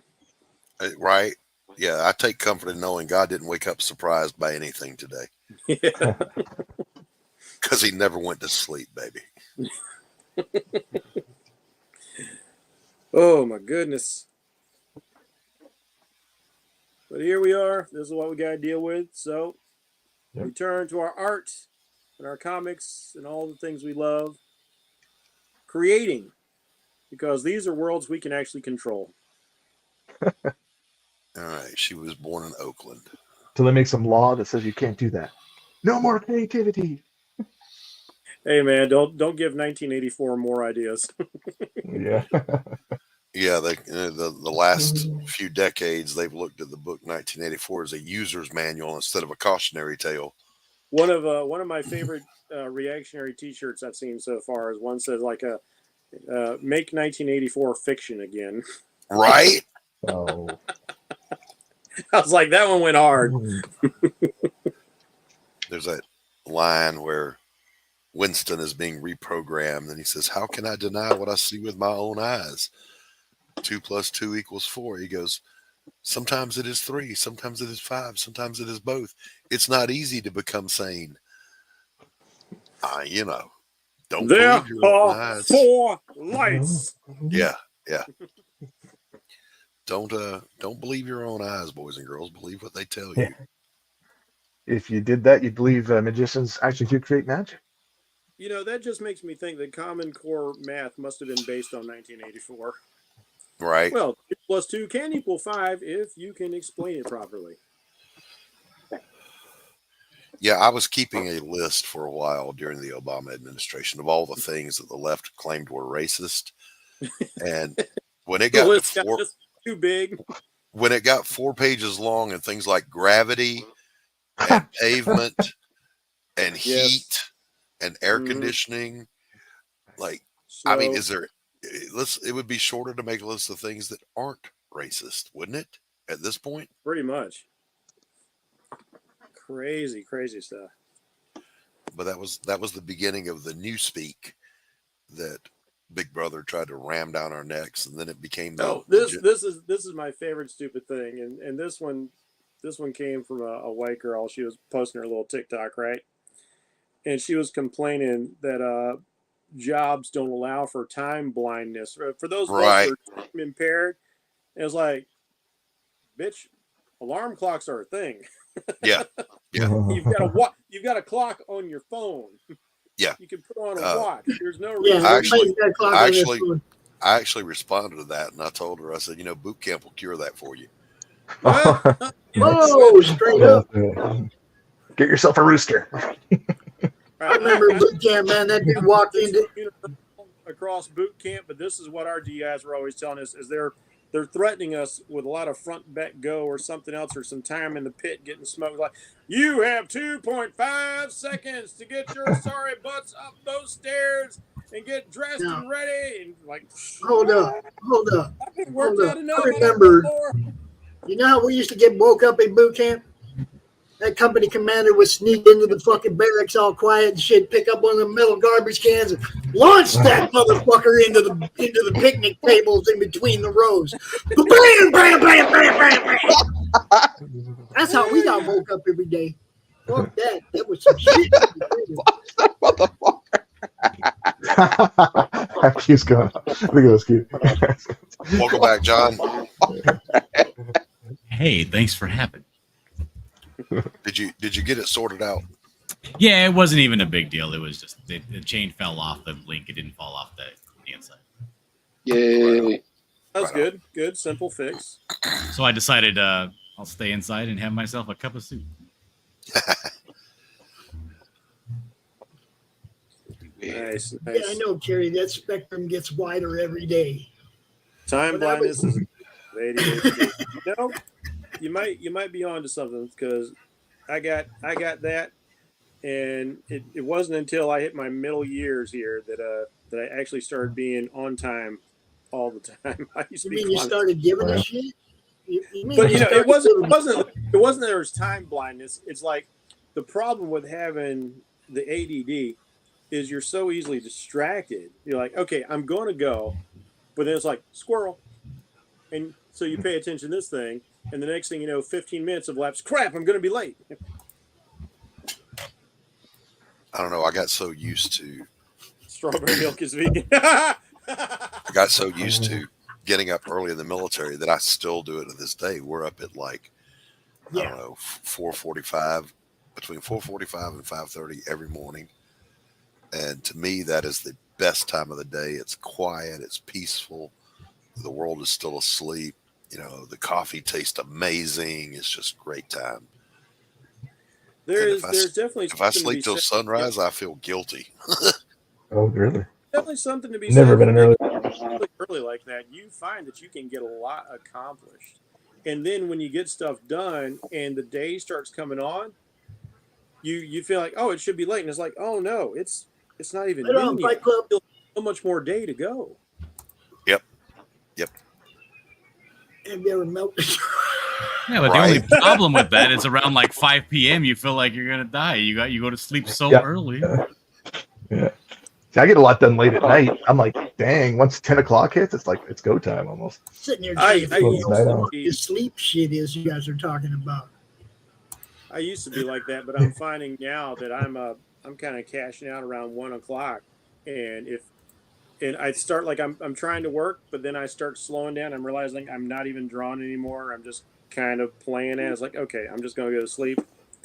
It's not like when I was in my 30s still, and I could go 2 or 3 days without sleep, without any problem. I just jam. Yeah, like the traffic doesn't die down around here until around 6 p.m. So I can't go visit my mom, or I don't want to sit in traffic for 2 hours to go 14 Ooh. miles. You know, so I Yeah. and then I'm dead tired when I get up too early. I'm like, that's too late. It's too late. It's 7 at night. What am I, a teenager? Cruel world. Now, until recently, you know, I could go to bed at 11:30, get a good night's sleep, still get up at 4:35, and have a great day, productive, blah blah blah. The times that it was hard was when I was, counseling. I would do evening groups from 6 to 8, and then there's always an hour's worth of paperwork to do after that, and then the drive home. And nobody comes straight home and goes straight to bed. Nobody does that. You need to unwind. Yeah, exactly. So, Now- then it was maybe get to bed midnight or 1:45, and then up at 4. Yeah, that shit would get old, but I only had to do that twice a week. So, To Carrie's point about the strawberry vegan milk. Now, here's something I was telling. I was mentioning to one of my friends about a post I commented on online. Is people just see things online. The people who have grown up in the internet age. I mean, we have pretty much all of history, all of the amass of human knowledge at our fingertips, whether it's on our phone, on our tablets, on our laptops. We have access to all this information. And yet, I see so many young people today, they'll see something like, strawberry milk is vegan, and they'll believe that.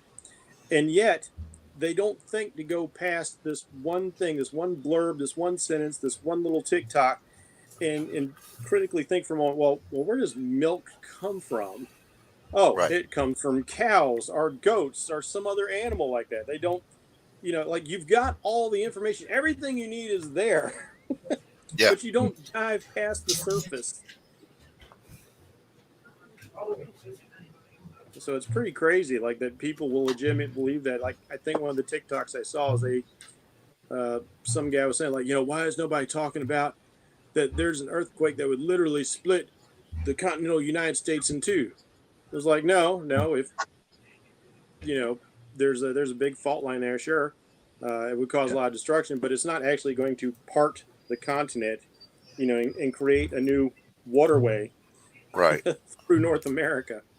Yeah, these aren't lily pads floating around on a pond. Yeah. Oh! Speaking of lily pads, you remember the guy in Congress and Yes, Hank Johnson. Yes. On behalf and of Georgians everywhere, we apologize for Hank Johnson. He's a fucktard. This dude was worried about putting too many people on an island. He was worried the island would tip over like a lily pad. Yeah. Watching that general look at him, and he was wanting to say something, but it's like, yeah, that's not actually going to happen. Islands don't float; they are attached to the seafloor. They are attached to the ground. Insane. Maybe something even happened. It started to oh my God, he was right. It's just proof that anybody can get elected. Anybody. Yes. Well, I mean, Yeah. have none of you Well, this guys day seen and that age- fault line that's running through like Ethiopia, like breaking off Yeah. Somalia from Africa? I mean, that Yeah. is going to be a new waterway, and I mean, it's a continent, but it's going to be now 2 continents. It'll be a continent with a big bay. The model I saw, it would end up kind of like the Chesapeake Bay does on the eastern shore, or what's right below you, John, the Sea of Cortez in Mexico. It'd be like that. But yes, I have seen that. What'd be far more devastating for us is if the volcano under Yellowstone were to erupt. That would be bad. Oh, jeez. Yeah. Well, when the time to be afraid of that is when all the geysers quit working. Yeah. And everything starts bottling up. But This is what it's projected to look like. I was watching the catastrophe, thing, the things that will end the world, and they showed the catastrophe map of Yellowstone erupting, and I looked and I went, "Yeah, I'm kind of safe here where I'm at." Yeah, that's what you thought before you had your first tornado. Before you had your strawberry milk. Yeah, no, the one I saw was almost the opposite. It went from southeast to It's almost like northwest. Africa's a big island just floating, like a lily pad. Look at It's a pork chop. Pork chop. It's a big pork chop. Well, if you create a void and you're surrounded by water, water is going to fill that void. Or as Bruce Lee put it, if water Be like water, my friend. That's right. It's almost like Doc refuses to take any new information in and only listen to Yeah, that's what the right. people were saying in his black and white textbook. Well, That he got out of the library that he had to sit for an hour to Jesus find. Christ, here comes the ageism. No, my textbooks had no such mention at all in them because it wasn't a thing back then. Well, back when I was in school, they told us that the poles were going to radically shift and the Earth would flip on its I axis. remember that. Yep. And that was in 7th grade. I was told that, and so I was thinking, being the sci-fi reader I already was already an avid reader, and I was surprised like nobody was upset because I'm like, well, that would just kill everything. If our planet just suddenly shifted on its axis, that would just kill everything. And Well, that's nobody's freaked out by this. I mean, the other kids really weren't. The teacher wasn't. So I was just kinda here's how you play the age card the other way around. We're old enough to have lived through the doomsday of acid rain, the doomsday of the ozone layer, the doomsday of the new ice age, global warming. Now Year it's just climate 2000. change. Y2K was a thing. I have lived through the end of the world probably a dozen times, and we're still here. How old are you, Doc? I'm old enough to know what I know, baby. Well, I'm 55, so I remember each and every one of those doomsdays you just talked about. Yeah, it's funny reflecting on it, like, so, you get to the global warming that they changed the climate change because we started having record cold days, and like, oh well, we gotta call it something else. We gotta rebrand. Yeah, So, I remember the science vessel that was going down to the science vessel was going down to Antarctica to measure the loss of the ice sheet. Mm-hmm. And got stuck in ice 100 miles further north than any recorded ice flow ever. And at that point, it's again what we were just talking about. Don't believe your own eyes. Believe what we tell you. Well, like, how about when they, not only that, they went out there, because the polar bears, like polar bears can swim 60 miles a day, and they found that there's more sheet ice in Antarctica than there's ever been. In the Arctic, blame Dillard. It's toxic masculinity. That's the other side of that. I was going to say this earlier. It was accept all people at first. Was the battle cry, but then they want to glorify these morbidly effeminate men and call that the new standard of being a man. Do you remember in the 90s when nobody wanted to be labeled? Everybody's like, don't put me in a box. Don't label me. Now it's flipped the other way. Everybody wants What the hell is morbidly effeminate? Not all words go together. Yes, grossly effeminate. Yes, morbidly effeminate. As a matter of fact, I was kind of like so you, tired, John. like, I was so tired of PC nonsense. All the PC labeling people wanted. I weighed like 300 pounds back in the day. I came up with my own label. I started calling myself gravity efficient. Yes. There you go. Yes. That's the label you wanted? Yeah, it's like So you saw a doctor, you're like, I'm gravity efficient. All these people who were fat, they were calling themselves stupid, like persons of size. It's like, no, that's bullshit. That still sounds bad. I am gravity efficient. Yep. Look, I had a patient when I was in private practice. I kid you not. She called to make an appointment, and normally my secretary handles that, but she buzzed me and she said, "Yeah, this one's a little bit weird. I need you to handle this." I'm like, "Okay." So this woman on the other end of the phone tells me what her issue is, and she'd like to make an appointment. I said, "Sure, we can do that." And she's, "But what you need to know is, I'm a woman of size." So I need to make sure that you can accommodate me. And I'm thinking to myself, all right, I kind of picked up on that. How fucking big you got to be to wonder if my chairs will hold you? Holy fuck, when she showed up, she had small planetoids orbiting her. God damn. I could not see her in my office. We had to go sit in the group room. It must be nice. Like when you don't actually need to carry your children, you can just hold them out and give them a little toss, and they just circle. Yeah, they orbit. Yeah. Just catch them to bring them in for the breastfeed. Oh man! But I'll say this: I got out of that field just in time because, holy shit, there's no way I could participate in modern so-called psychology or mental health. No, oof. Oh, it's falling apart out there now. It feels like it's completely politicized, and that's true. I'm not, that's true. Well, technically everybody's got a problem now, but they just got to diagnose it as something, you know. Yeah. Look, we live in the anti-era, guys. For everything there's somebody that ain't gonna like it, no matter how positive it is or whatever. There's somebody gonna go out on the internet and say something shitty about what you're doing or what it is. We live in the anti-era where people think it's cool to tear down what other people are doing. It's just kind of fun. The bullies became virtual is what happened. Like I saw like I was gaming in the early 2000s, and I saw so much bullying. I used to fight with people, argue with them all the time online when they were picking on other people. I can't stand it. So I was actually getting banned from games for firing back at people who were bullying other people. Like, I don't care. Fire me out of the game.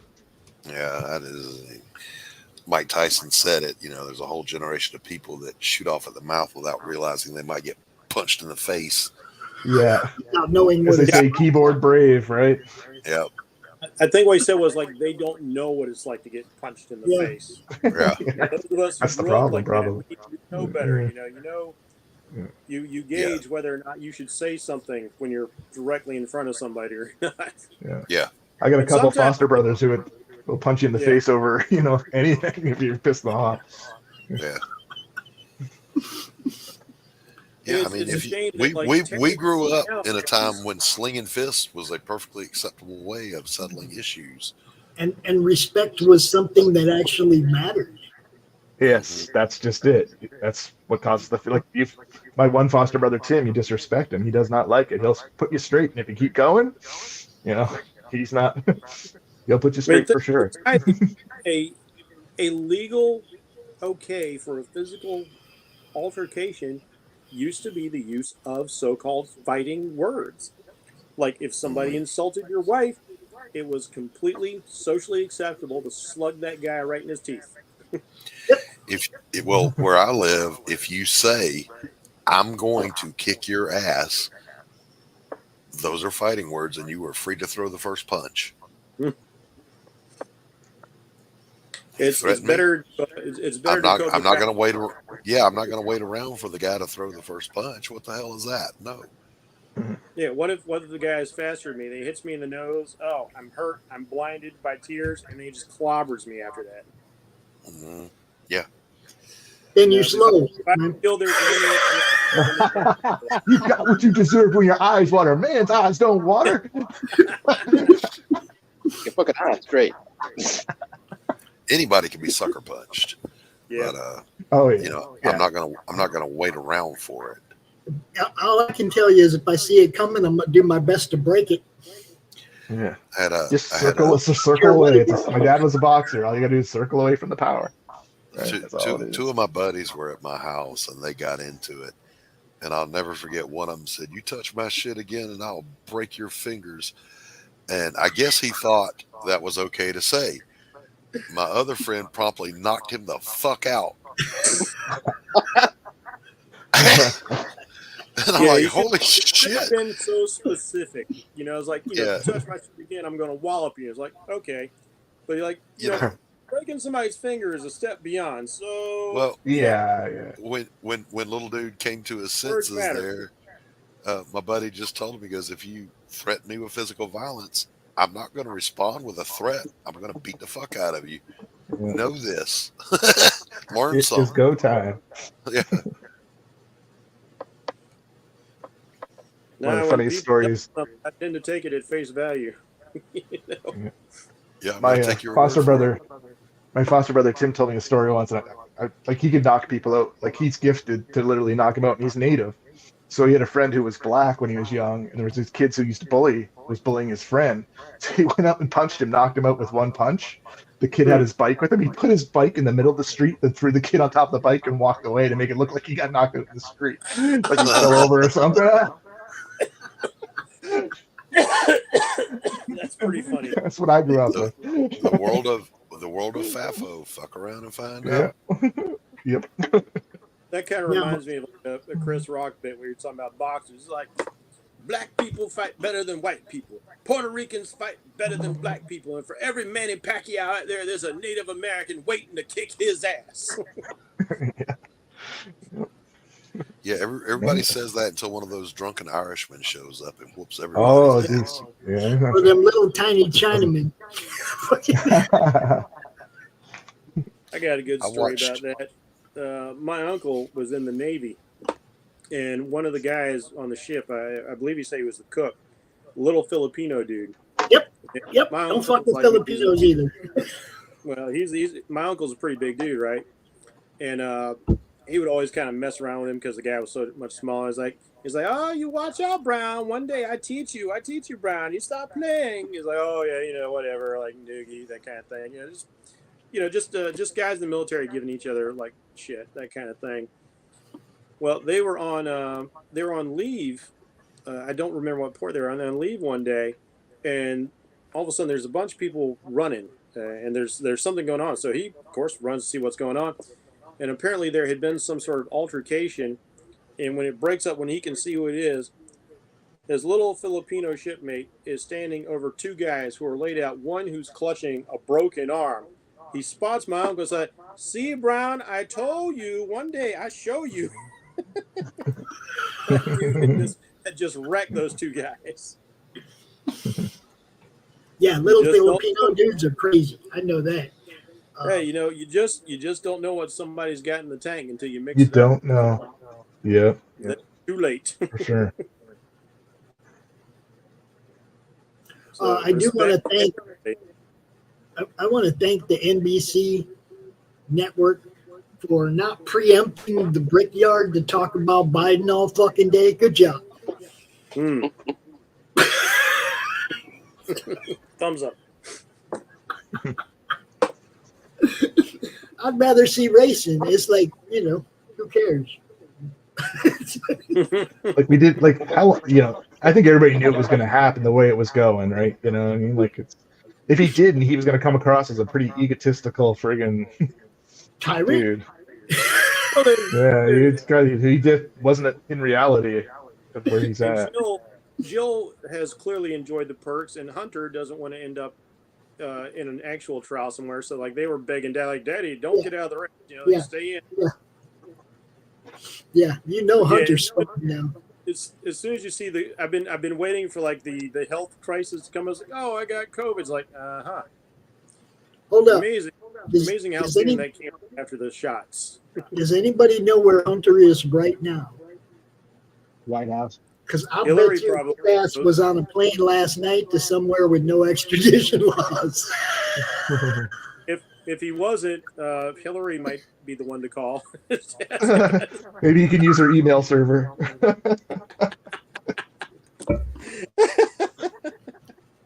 Damn. What I love seeing like my favorite like insane moment from people is seeing all the people who say like Trump staged his own assassination attempt. This ain't a John Wick movie, people. That kind of stuff. Yeah. Who would take the risk? You talk a lot about Red in your ear. No. Yeah, absolutely. I believe that was a setup. Like I believe Epstein killed himself. Look, I'm a pretty good shot, and I wouldn't trust myself to shoot in my ear while I'm moving. Hell Maybe no. you just taped a firecracker to it, and then blew up the firecracker, and then acted like he was shot. Yeah. Yeah, right. It was a squib the whole time. It was just a squib. There was a fire. You guys. Firecracker that ripped into Compatore's head too, right? Yeah. Oh yeah. Have you seen the video of the lady who's sitting directly behind Trump who doesn't react to the shots? Yes. And he keeps looking over to where the shooter is. Yeah. I was like, tough holy lady. We're not registering, right? Yeah. I was in an earthquake once. We don't have many earthquakes in Canada that you can notice, and I was in one once, and I was actually kind of going, this is interesting. Well, everybody else was just freaking out, so I kind of was like that girl, like, oh, okay, what do we do now? It's so different if you're like used to things, because I know some people in California, and one of them was telling me about like their minor earthquakes, and you can actually see the earth ripple towards you like a wave at the beach. And I was like, oh no. I could not get used to that crap, man. I'll stick here with my hurricanes on the East Coast. Yeah, that's what I grew up with too on the East Coast of Canada. Yeah, but now we're having tornadoes up here. Yeah, I can always go inland. I can get away from a hurricane. Might not have a house when I come back, but I can go inland. As Robin Williams used to say, you should have furniture that goes up like styrofoam and comes fucking down. I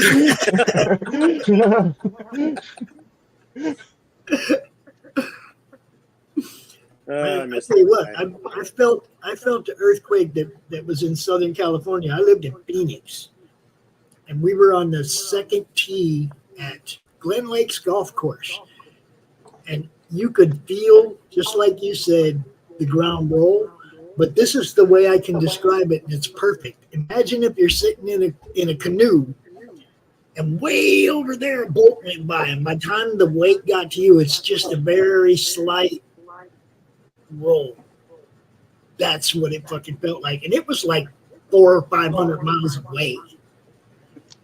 Nah, I'm still that's still going to put me in an existential crisis frame of mind. I think I like the earth being very firm under my feet. It was weird though. I mean, we felt it in West Phoenix. We felt it that far away. So I can imagine what it felt like being close to the epicenter. Yeah. Ooh. No, thank you. I know every region of the country has its own thing to deal with, but again, I'll take my hurricanes with the odd tornado. I'll take my chances on the East Coast. Well, it's cool. I've been up here for a long time, and all of a sudden this year it's like we're ducking tornadoes and shit. Yeah, that's what's happening up here. Like you can up in Canada, like never. I've been here for 30 years, and we've had I think 6 tornadoes now in the last 5 years. So you can see the weather changing. You know what I mean? You could it's definitely you can see it. But we were having the lightest winters ever last year. It was ridiculous. So if that keeps going, you go. I might have to go back to Phoenix, man, because the occasional monsoon wasn't bad at all. Oh. Now, I'd seen a while back some Russian astronomer said that one of the reasons we're experiencing more heat is that the sun is actually in its own cyclical phase, where it kind of pulsates over decades. So it's putting out less heat right now, and then later on it'll, brighten up, or it's putting out more heat right now, and later on it'll kind of pulse back down a little bit. So that's also part of how we, end up in ice ages and heat waves and things like that. I mean, it's not like it's anything we can control or anything. You're not going to tax. They're not going to tax us out of the Earth doing what the Earth does. Yeah. That's what they did to us in Canada. Yeah, that was the. Yeah, we now have our climate tax and crap. Oh, dude, as bad as it's here, like I cannot imagine being under Trudeau with all the insanity he's got going on. Oof. There's no amount of money they can pay to change the Earth from doing what the Earth's going to do, guys. Not just on top of that, like America, like North America and South America, whatever cluster you want to use, put countries together. We can't control what lesser countries are going to do. They're still going to go do their thing, exactly. right? You know, drill their oil. They're going to burn their forests. They're going to. What is it there? We had some serious pollution crises going on from the 70s through the 80s, and we cleaned up a lot of it by the 90s. Because I remember the days where like there were rivers that caught on fire and the smog over LA and things like that. And so we did spend a lot of time and effort, policing ourselves and making things better. But, now that China's kicked into high gear, like nobody's going to tell them to stop polluting. They don't care. Nope. They absolutely do not care. Yeah. All these other countries, like, they're developing they're like the stages we were when we were getting like really super industrialized. Like, yeah, we'll catch up when it becomes our problem. Right now, it's your problem. Yeah.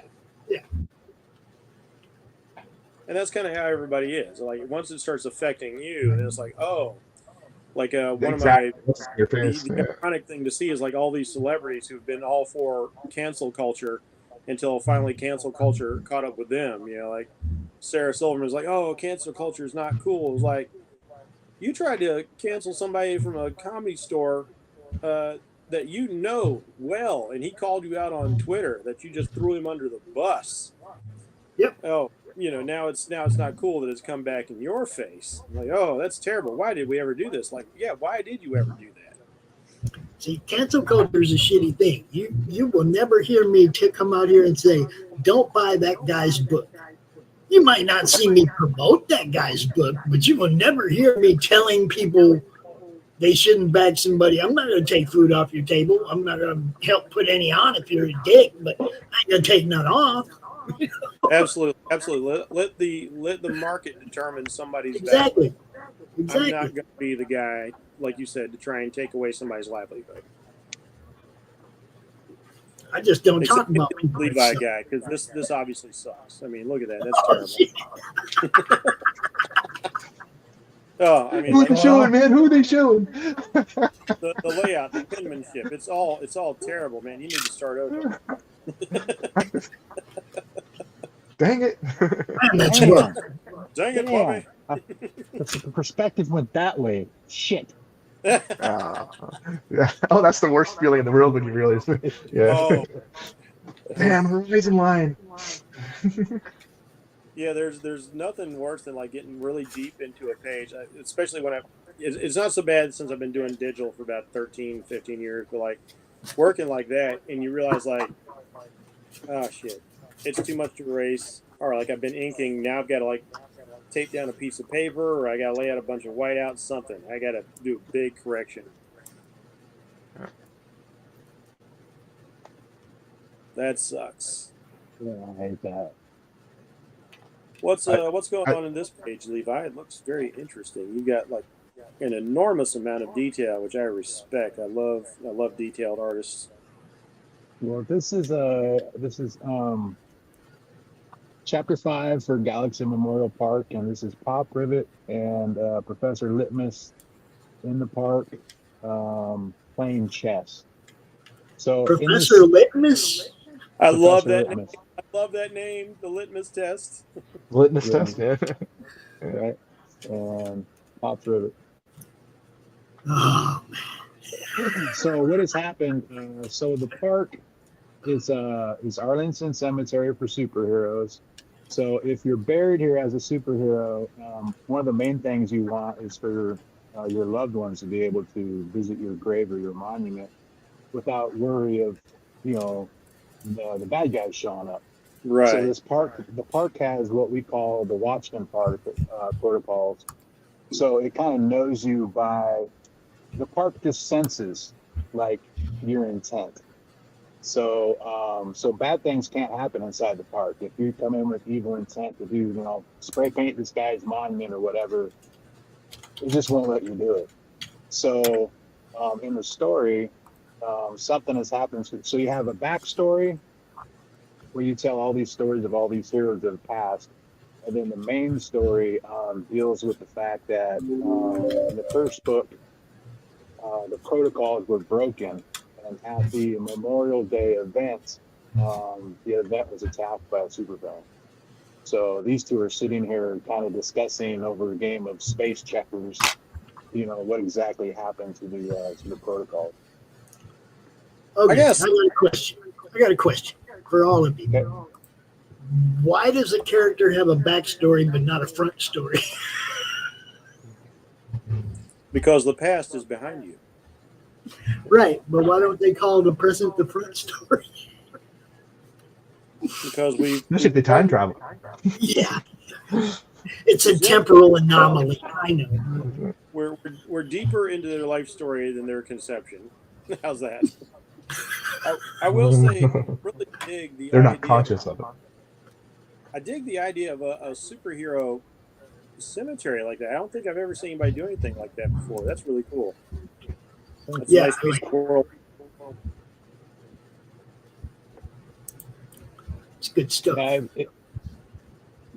a kid, I read a story one time where it was like Superman in the future, and they cloned him like 1,000 times or whatever, and he was still alive. So it kind of occurred to me, like, why should I care about every single issue up until that point?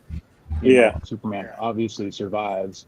So I thought, why not just go ahead and have a story that starts in reverse? So that way every single story you go into it with, the reader is thinking, is this the time? Is this the time that he dies? Is this the time that he dies?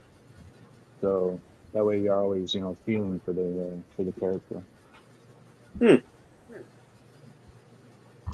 That's pretty cool.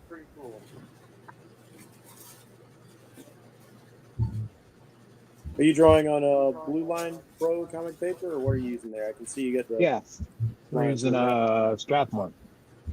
Ah, okay, yeah.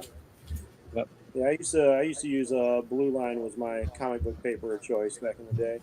I've still got a comic's worth of packaged up paper that I haven't drawn on since I've been going digital, but I might break it out and do some stuff on it one day. I kind of miss drawing analog sometimes. Yeah, I've gone in reverse. I definitely noticed, like, since going digital, my approach to how I draw has changed pretty dramatically, but I can draw the way I used to if I make myself do it, but it's not my natural inclination since going digital. So you've kind of developed your a new style then. Yeah, see, like when I was working like this, back in the 80s and 90s when I was trying to get started, and back then you had the assembly line system developed by Marvel. You had your pencils, your inkers, your colors, all that. And so I just focused mainly on being a penciler. And so I was very much into my feathering and my cross hatching and in my pencil techniques. And then later on, it became important to start inking your own stuff to increase your value or maybe work as an inker, because I did do some work as an inker. But once I went digital, it just became the expected norm for a lot of artists to pencil, ink, and color their own stuff. So I stopped creating my volumes with line work, and I started creating my volumes with color and texture that I was painting on myself. So it definitely changed my line art style. Yeah, I can see that. Oh, yeah. Hit it, Doc. Say what? Oh, the echo is Was it back. Doc? Did Doc drop out? Yep, we lost Doc. No. Is there a doctor in the house? He said he had to bounce, so.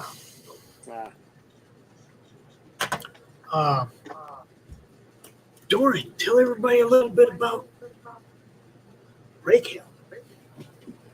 Oh. Oh, geez. Yeah, so where do you even start with that? So it's a Templar-based story, so about a hidden order of Templars that have survived all these years and that have been taken on the forces of hell. So, and they're at that point of but there's none left but this character here, Keeper, is kind of your last of that. And there's a reason why he's the last that we won't go into and stuff like that. I don't like to tell too much about things to ruin stuff, but yeah, so he's all alone basically in this battle, and he's been found by the demons, particularly Mangrel, who I'm drawing in the background. So this greater demon these demons are called Raykells that he's dealing with, which are a special breed that was created by the devil himself, and have turned kind of the tide between good and evil. So it's kind of this apocalyptic event thing where it's going to come to a head at some point in this town they call, as these demons have taken over, they're very manipulative, they've taken over this town called Raykel, and called it Raykel after themselves, of course, being the bastards they are, the very egotistical people they are. So it's all about that confrontation and how it's going to take place. It's going to be going to a place that I don't think I've never seen a horror movie go, I don't think, for a little while. So it'll be interesting. So it's all about him and how is he going to come back and how is he going to fight all these demons, right? How is he going to deal with that situation? And the one thing I did that was different than anything I've seen as well is that I brought the demon over in the first couple issues, or in the first issue actually. So the demon, instead of in most movies when there's a possession or like this great demon, you never really see it, right? It's always kind of around and things are moving. And instead of doing it that way, I wanted to bring the demon actually into our world so it can do its things from this side. So that's a big part of it for me. I like that. Yeah, I want to do a couple things that are quite different than the typical horror story. And I really love the Templar history and all that, and trying to throw that all into the middle of it, I think is great. It's a great mix. There's, I have a whole idea for a whole bunch of series spinning off over history, because the Templars have been through so much. And hopefully this will kind of be a start to that kind of, once this part of the story is done, which will probably take forever and a day to do, but once it's past that, it will be going probably into different parts in time, you know what I mean, where certain things have happened. I think I'll even have one episode probably of the comic where he'll have a conversation with someone. I won't go into too much details, and he'll explain himself, kind of that moment where he's going to lay his story on the table. And I'm really hoping to do that from his vision in a comic form, so that I'll draw it, like we'll kind of go into the story, and then it will progress through the time of what happened to the Templars back in the day, how they got betrayed, and how it'll be good. I think it'll be really, really good the way they kind of got screwed over there. Even the Pope abandoned them. Really, he tried to help them, but he gave up on them. Over by the monarchy and the papacy at the same time. Well, yeah, they owed so much money to France that France basically screwed them over. That they were the first makers of banks, the banking system. You know what I mean? So they really were. Their whole purpose was to protect people going to the Holy Land, and the fact that they got all these riches and became this great army, but they had to give everything up to be a Templar. Like, you weren't allowed to own your land anymore. You weren't allowed to. If you ever watched Nightfall or any of those series, they're pretty historical to that. That you're not better than anyone else type mentality. And that's why even if you see on the coin, you'll see one of their mottos is a guy with two people on a horse. Just because they're poor, they're not better than anyone else. You know what I mean? Like, that's why they have that emblem on their coins of the two people with a horse, instead of just one person per horse type mentality. Together they're doing stuff. But you had to be, willing to give everything up to be a Templar.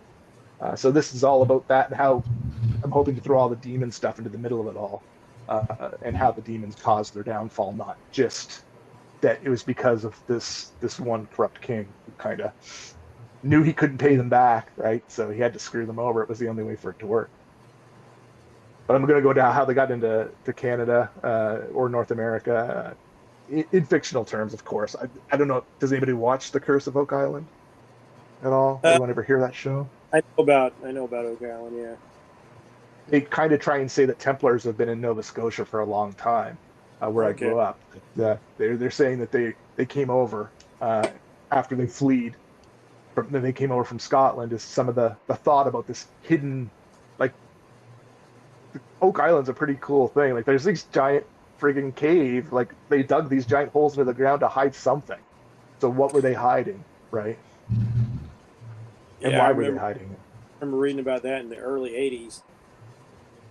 Really intriguing stuff. I want to ask a question, but you don't have to answer it, because I don't want you to have to spill the tea on anything significantly plot-wise. But will the Ark of the Covenant come into play?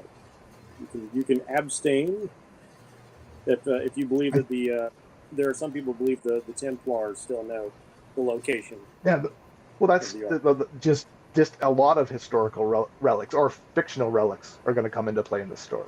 So you know what I mean. The Ark will definitely be in there, and how I use it will not be the way I think most people have ever thought of. If anyone knows the story of the Ark, the claim stories of the Ark, anyways, you know what I mean. But it won't be used in the fashion that anyone will think, and what it does will not be is probably what people will think as well.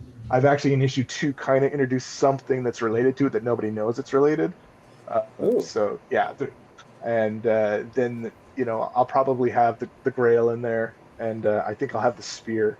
My friend, I helped him create Sister Mercy, and originally Sister Mercy has a spear. I gave her the actual spear in my original art designs and explained to my friend Corey about the Spear of Destiny, right? Yeah. So, but he didn't use it as the Spear of Destiny, which I was like, "Come on, man! Like to me, that'd be awesome. What a great weapon! You know what I mean?" That would be Corey Hardiman, Sister Mercy. Yeah. Good stuff. Yeah. Good stuff.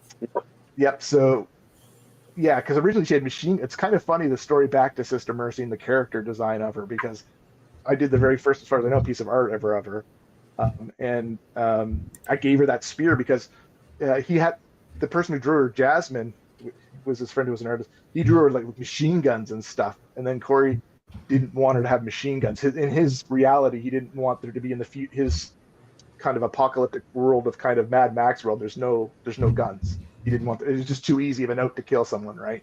Right. So he just totally took it out of the equation. So that when I gave her the spear, it was all like, yeah. But in his story, like he's really cool because the nun Sister Mercy actually has the voice of God in her head. So the question is she mentally insane, or does she literally have the voice of God in it? Almost like Joan of Arc, right? Ooh. Yeah. Ooh, so. I like that. That gives me sort of that cool Book of Elijah feel from Denzel. Yes. Yep. Or I like that movie. Yeah, I know, like what you're saying. Wandering warrior prophet, you know. I like that. Yep. Yep, that's exactly what she pretty well is, kind of. So yeah, so there's a lot. He's up to I think he's done like 8 or 9 issues. I think it's 9 issues now on that series. It's done very well. Very nice. Something else to put on my list. Oh God, I wish I could afford all the comics I want to read because all you guys are doing such incredible work.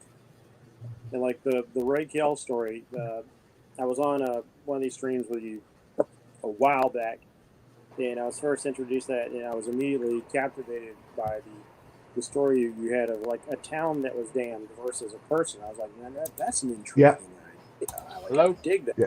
Anybody else get back on? And why is it damned, right? That'll become part of the whole thing. I like it when an author can surprise me. You know, show me something I haven't particularly seen before. That's always Am I exciting. the only one that made it back, Pops? Sounds good now. Oh, wait. I don't hear no echoes now. Sounds good, Levi. Okay, cool. All right, let's all just pretend we can't hear him. Levi, say something there. Let's pull an Andy Kaufman. just all ignore him like we can't hear him. I see a scream, but I don't hear anything. Yeah. Is that even his name? Hey everyone, I'm Laurie Calcaterra, and if you're not watching the Madness Comic Network, there could be consequences. How did that go in the middle of everything? That was weird. Yeah, that felt like an Andy Kaufman moment. Chicken nuggets. Oh, what? Oh. Just back it already. Just back it.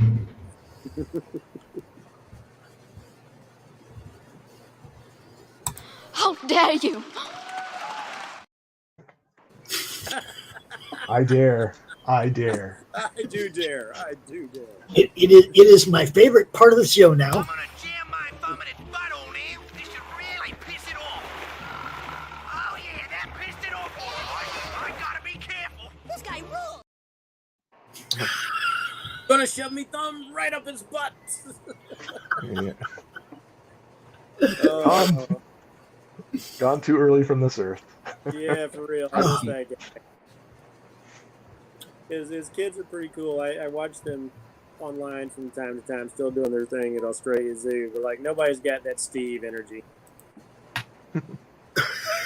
That dude was one of a kind. Oh yeah. Right. I tell you, man, that piece is looking so good. There's a part of me that like just really wants to ink it. I'm terrible at inking. I don't. This is totally actually kind of new for me what I've done with this. But I'm really weird when I do things. Like I'll draw it this way. We'll see what it looks like when I'm done. Once I start playing with it digitally, because I might I already know I might shrink the eyes down to try that out. That's why I love digital. So I'm a graphic technician by trade. So I'm a graphic designer.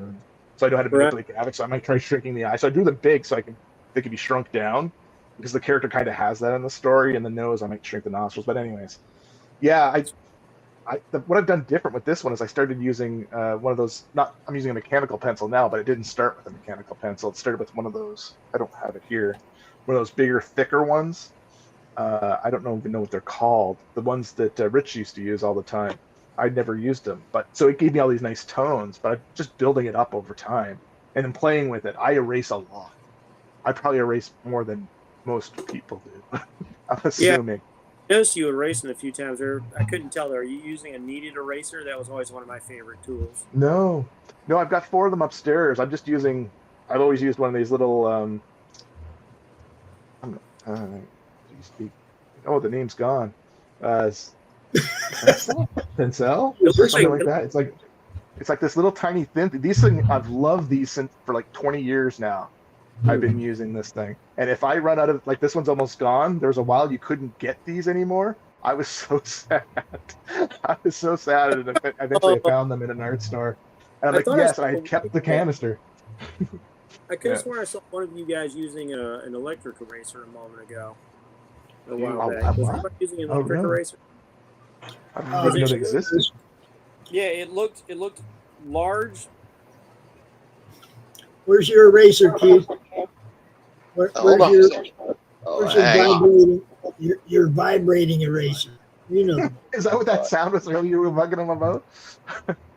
Oh. Yeah. Oh yeah, that's very close to the same size in the sun. It's an art Dremel. Good one. Electric eraser. Operating in batteries. Look at that. I couldn't picture. It works well. Like you like it, Q? Like it's. Well, it erased accurately. Yeah, that's probably the most important part. Okay. It feels like it's less effort. Yeah, that was my whole deal with using kneaded erasers, because I could shape the tip to erase really fine things on my pencil. Yeah. I keep 2 different sizes of these erasers with me than a regular eraser. That's pretty well what I live by, is these 2 kind of thicknesses of them. I know Jim Lee likes to erase everything and then do his work over top. I like erase little sections and then go over top. A little section, go over top. Takes forever. Huh. That's cool. But yeah, then again, that's why I don't know. I tried doing my pencils or my pages in both blue line pencil and blue line pen, and sometimes the print would still pick it up, or at least when I was making copies myself. Yeah, but I just always ended up defaulting back to regular old graphite and having to erase that. Same. I tried the blue stuff. I still probably have the ink, the pencil leads upstairs from 30 years ago. I would bet that's the last time I ever touched them. They've just been sitting in a drawer since. As you say, it depends on your copier. They seem. I guess they work best if you're just really kind of thumbnailing out your pages. I know I've seen some people do some pretty detailed work with them, but I don't know. If I'm going to end up having to erase anyway, I might as well just work in graphite. Well, there would be digital tricks to because again, going back to the fact that I'm a graphic technician. Like I was taught how to modify graphics. Took 2 years of school for it. Yeah, there's so many effects you could use. You could use a tone curve and just take the blue out. There's actually digital tricks you can do to clear it right out. Well, by the time I was studying graphic design, I was pretty much done drawing. I spent a couple of years being a Photoshop collage artist because I really got into that whole idea of like photo bashing to create artworks like that for a few years before I went back to the Wacom stuff. Started getting to where I'd actually liked it, with like having screens and things that I could draw on, like instead of having to draw on my pad and like watch my screen over here. I could do it, but I didn't like doing it so much. And now I draw everything on my iPad Pros, which is just marvelous.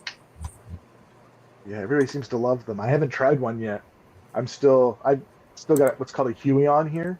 So that's like the Chinese takeoff of the Wacom. So I tested Wacoms for years. So because I was a graphic technician, it got me into Krell, which was the biggest basic art program company in Canada, software. So I worked with them for 14 years. So they created Krell Draw, Krell Word Perfect, WinZip. They bought WinZip at one point. They didn't make WinZip. But so I was actually working on a painting software. So we used to have when you would buy a Wacom, Corel Painter was actually on the CD that you would get a free 30-day thing of it. So that partnership, we always had the latest Wacoms. Nice. That was nice. Yeah. But I found over time that these Huons are really good. I've had it now for 3 years. I didn't buy another Wacom, so I need to save some money. I was looking into that for a long time because the Wacoms were getting better, but they were so doggone pricey. It's like, it took me forever just to get my first one. I had the 13-inch HD with all the cables, and the cables were a nightmare because if you shifted that thing a little bit, it would lose connection and I'd have to reset the device.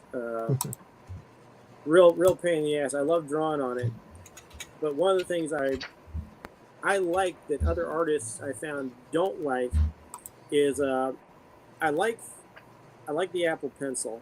I mean, I know I don't have the eraser on the end and all that, but I like the Apple Pencil, and I like the glass, and I actually like the way it glides over the glass. I don't need that feeling with paper that everybody else seems to insist on. And one of the things I didn't appreciate about my Wacom was it wearing down my nibs. This, I've had my pencils for years, and the nibs have never worn down because they just glide across. And I don't know if I just adapted to it or if I'm just very adaptable like that, but I haven't had any issue drawing the way I want to draw on the iPad Pros. The Huons come with a nice glove, and that works really good for going across the screen. I don't know if I have it here. The old two-finger glove? Oh, there's my Huon down there. Yeah, the old two-finger.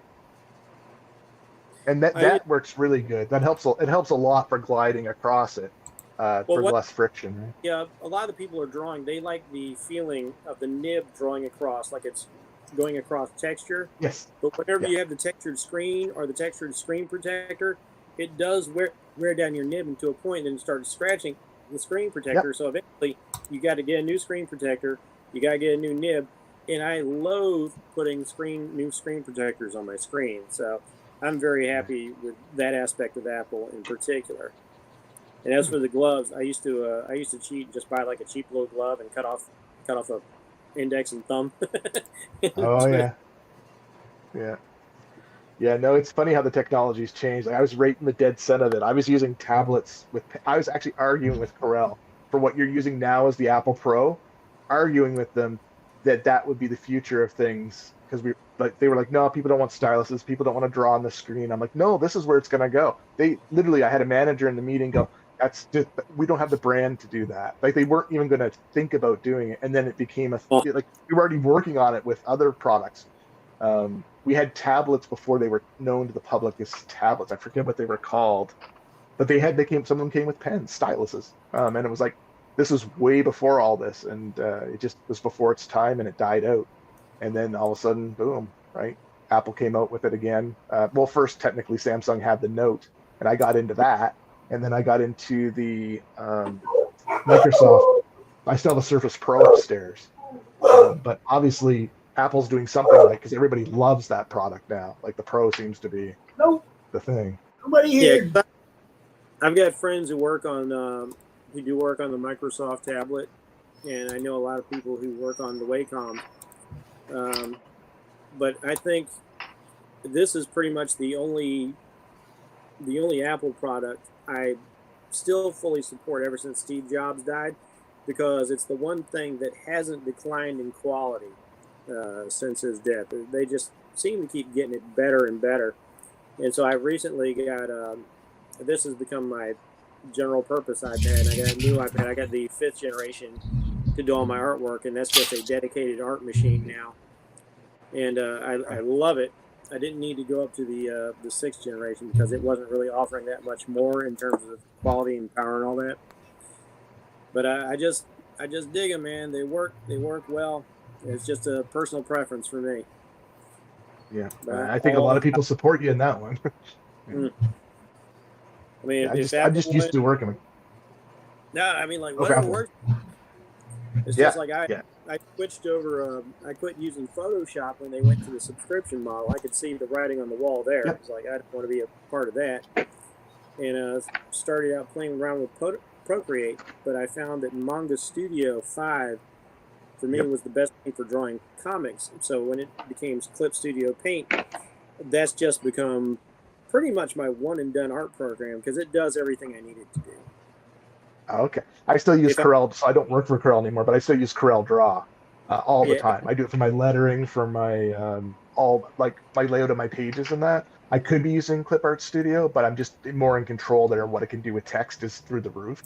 I'm like creating sound effects in that. That's one of the things that Clip lacks is like a really good text program. I mean, they keep improving all the art stuff, but text is important, guys. I appreciate what you're doing, but like you need to ramp up what you're doing with your text. And so I use the Affinity suite of products for like my graphic design and stuff like that.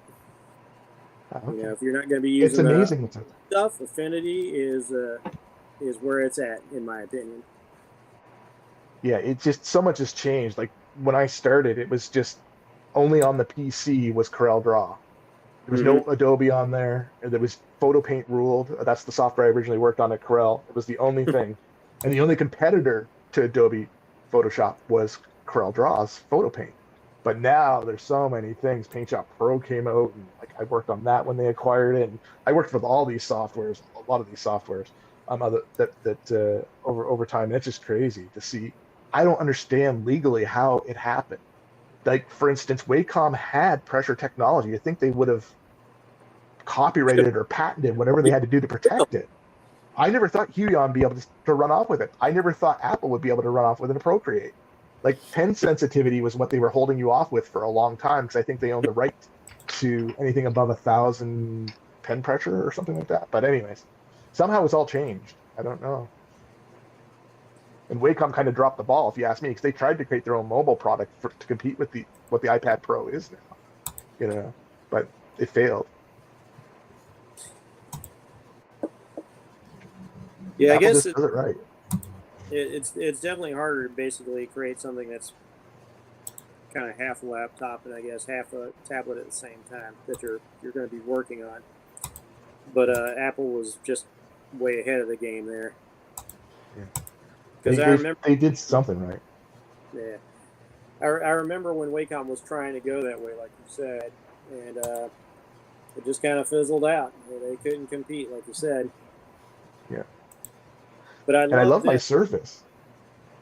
And I tell you, I see those guys working on the giant Wacoms, and I would love to have like a 22-inch Wacom so I can just like really get crazy with big arm movements when I'm drawing and painting and whatnot. Yeah.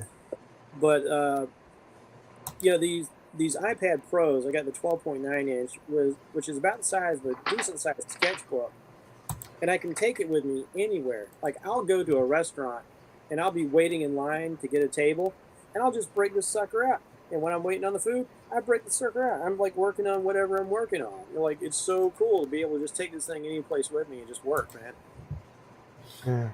Yeah. Flexibility is everything these days, and I saw those big, massive machines, and I know people who've spent all these thousands of dollars on it.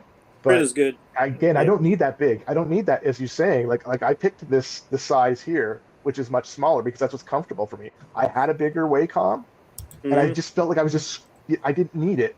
Like, you know what I mean? Like, this fits quite well to that scale. You know, it's just a little bit of scrolling, right? I feel like it's the same type of detail. You know. And I think the only reason I initially wanted something bigger because I wanted something originally the same size of the comic book pages I used to work on, because I did like being able to look at the whole page like that. But I've acclimated to just like shrinking and inflating the image as I need. Right. It's so funny. Like, I've been doing this so long now. When I go to there's some stores around here when they have like a free comic book day, they'll invite me out to do like sketches and whatnot. And I have found myself trying to pinch and zoom a piece of paper. I was like, oh no, I can't just lasso this head and move it and expand it. I've actually got to erase the head and read the plot because I drew it too small in the body. I was working on this is kind of an example of it's rectangular, right? But you put your Dockers on your side and it's the right dimensions I need to work with. I was working on this logo, and I was like, it just made sense to me. I don't know. Too big is, as you say, you're doing big wide strokes all over the place. Or I find you're moving around a lot. I don't know. It's comfortable, I guess. There's definitely a certain aspect of fun and freedom that kind of comes in when you are working big, because I have painted before too, on like some decently large canvases, and you just get out there with your brushes and you're making these big strokes. Like, I've got an idea of kind of like drawing out a little bit of structure, but like you just get out there and like, let's see what happens. Yeah, see, that's what I haven't done. I've never really painted, not taken a class, or I've never really taken any art classes either. But I've never literally sat there with paints and tried to do something before since I was a kid. Like, when you had your little paints when you were a kid. But I mean, so I can't say I've tried it.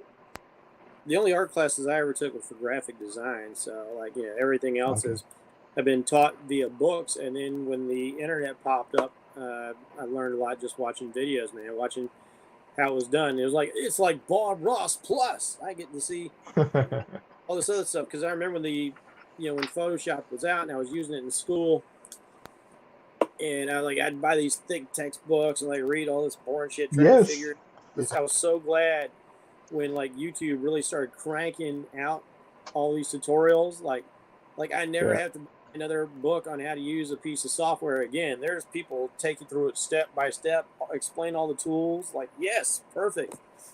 Yep. Because we're artists. Yeah, to learn. We're naturally inclined to be big learners. Yeah, and people like David Finch and what he's doing, and all, it's so good, so good. And though he's teaching, I'm learning a lot from him. Dude, like watching him and Frank Cho just draw stuff. Yeah. So easy for him. I'm slow because I do all this and I erase but I mean, it's like I wish I was as quick as them. I wouldn't have to buy artists, pay for artists so much. How about those Jim Lee tutorials where he's at a con and he just starts busting out some stuff?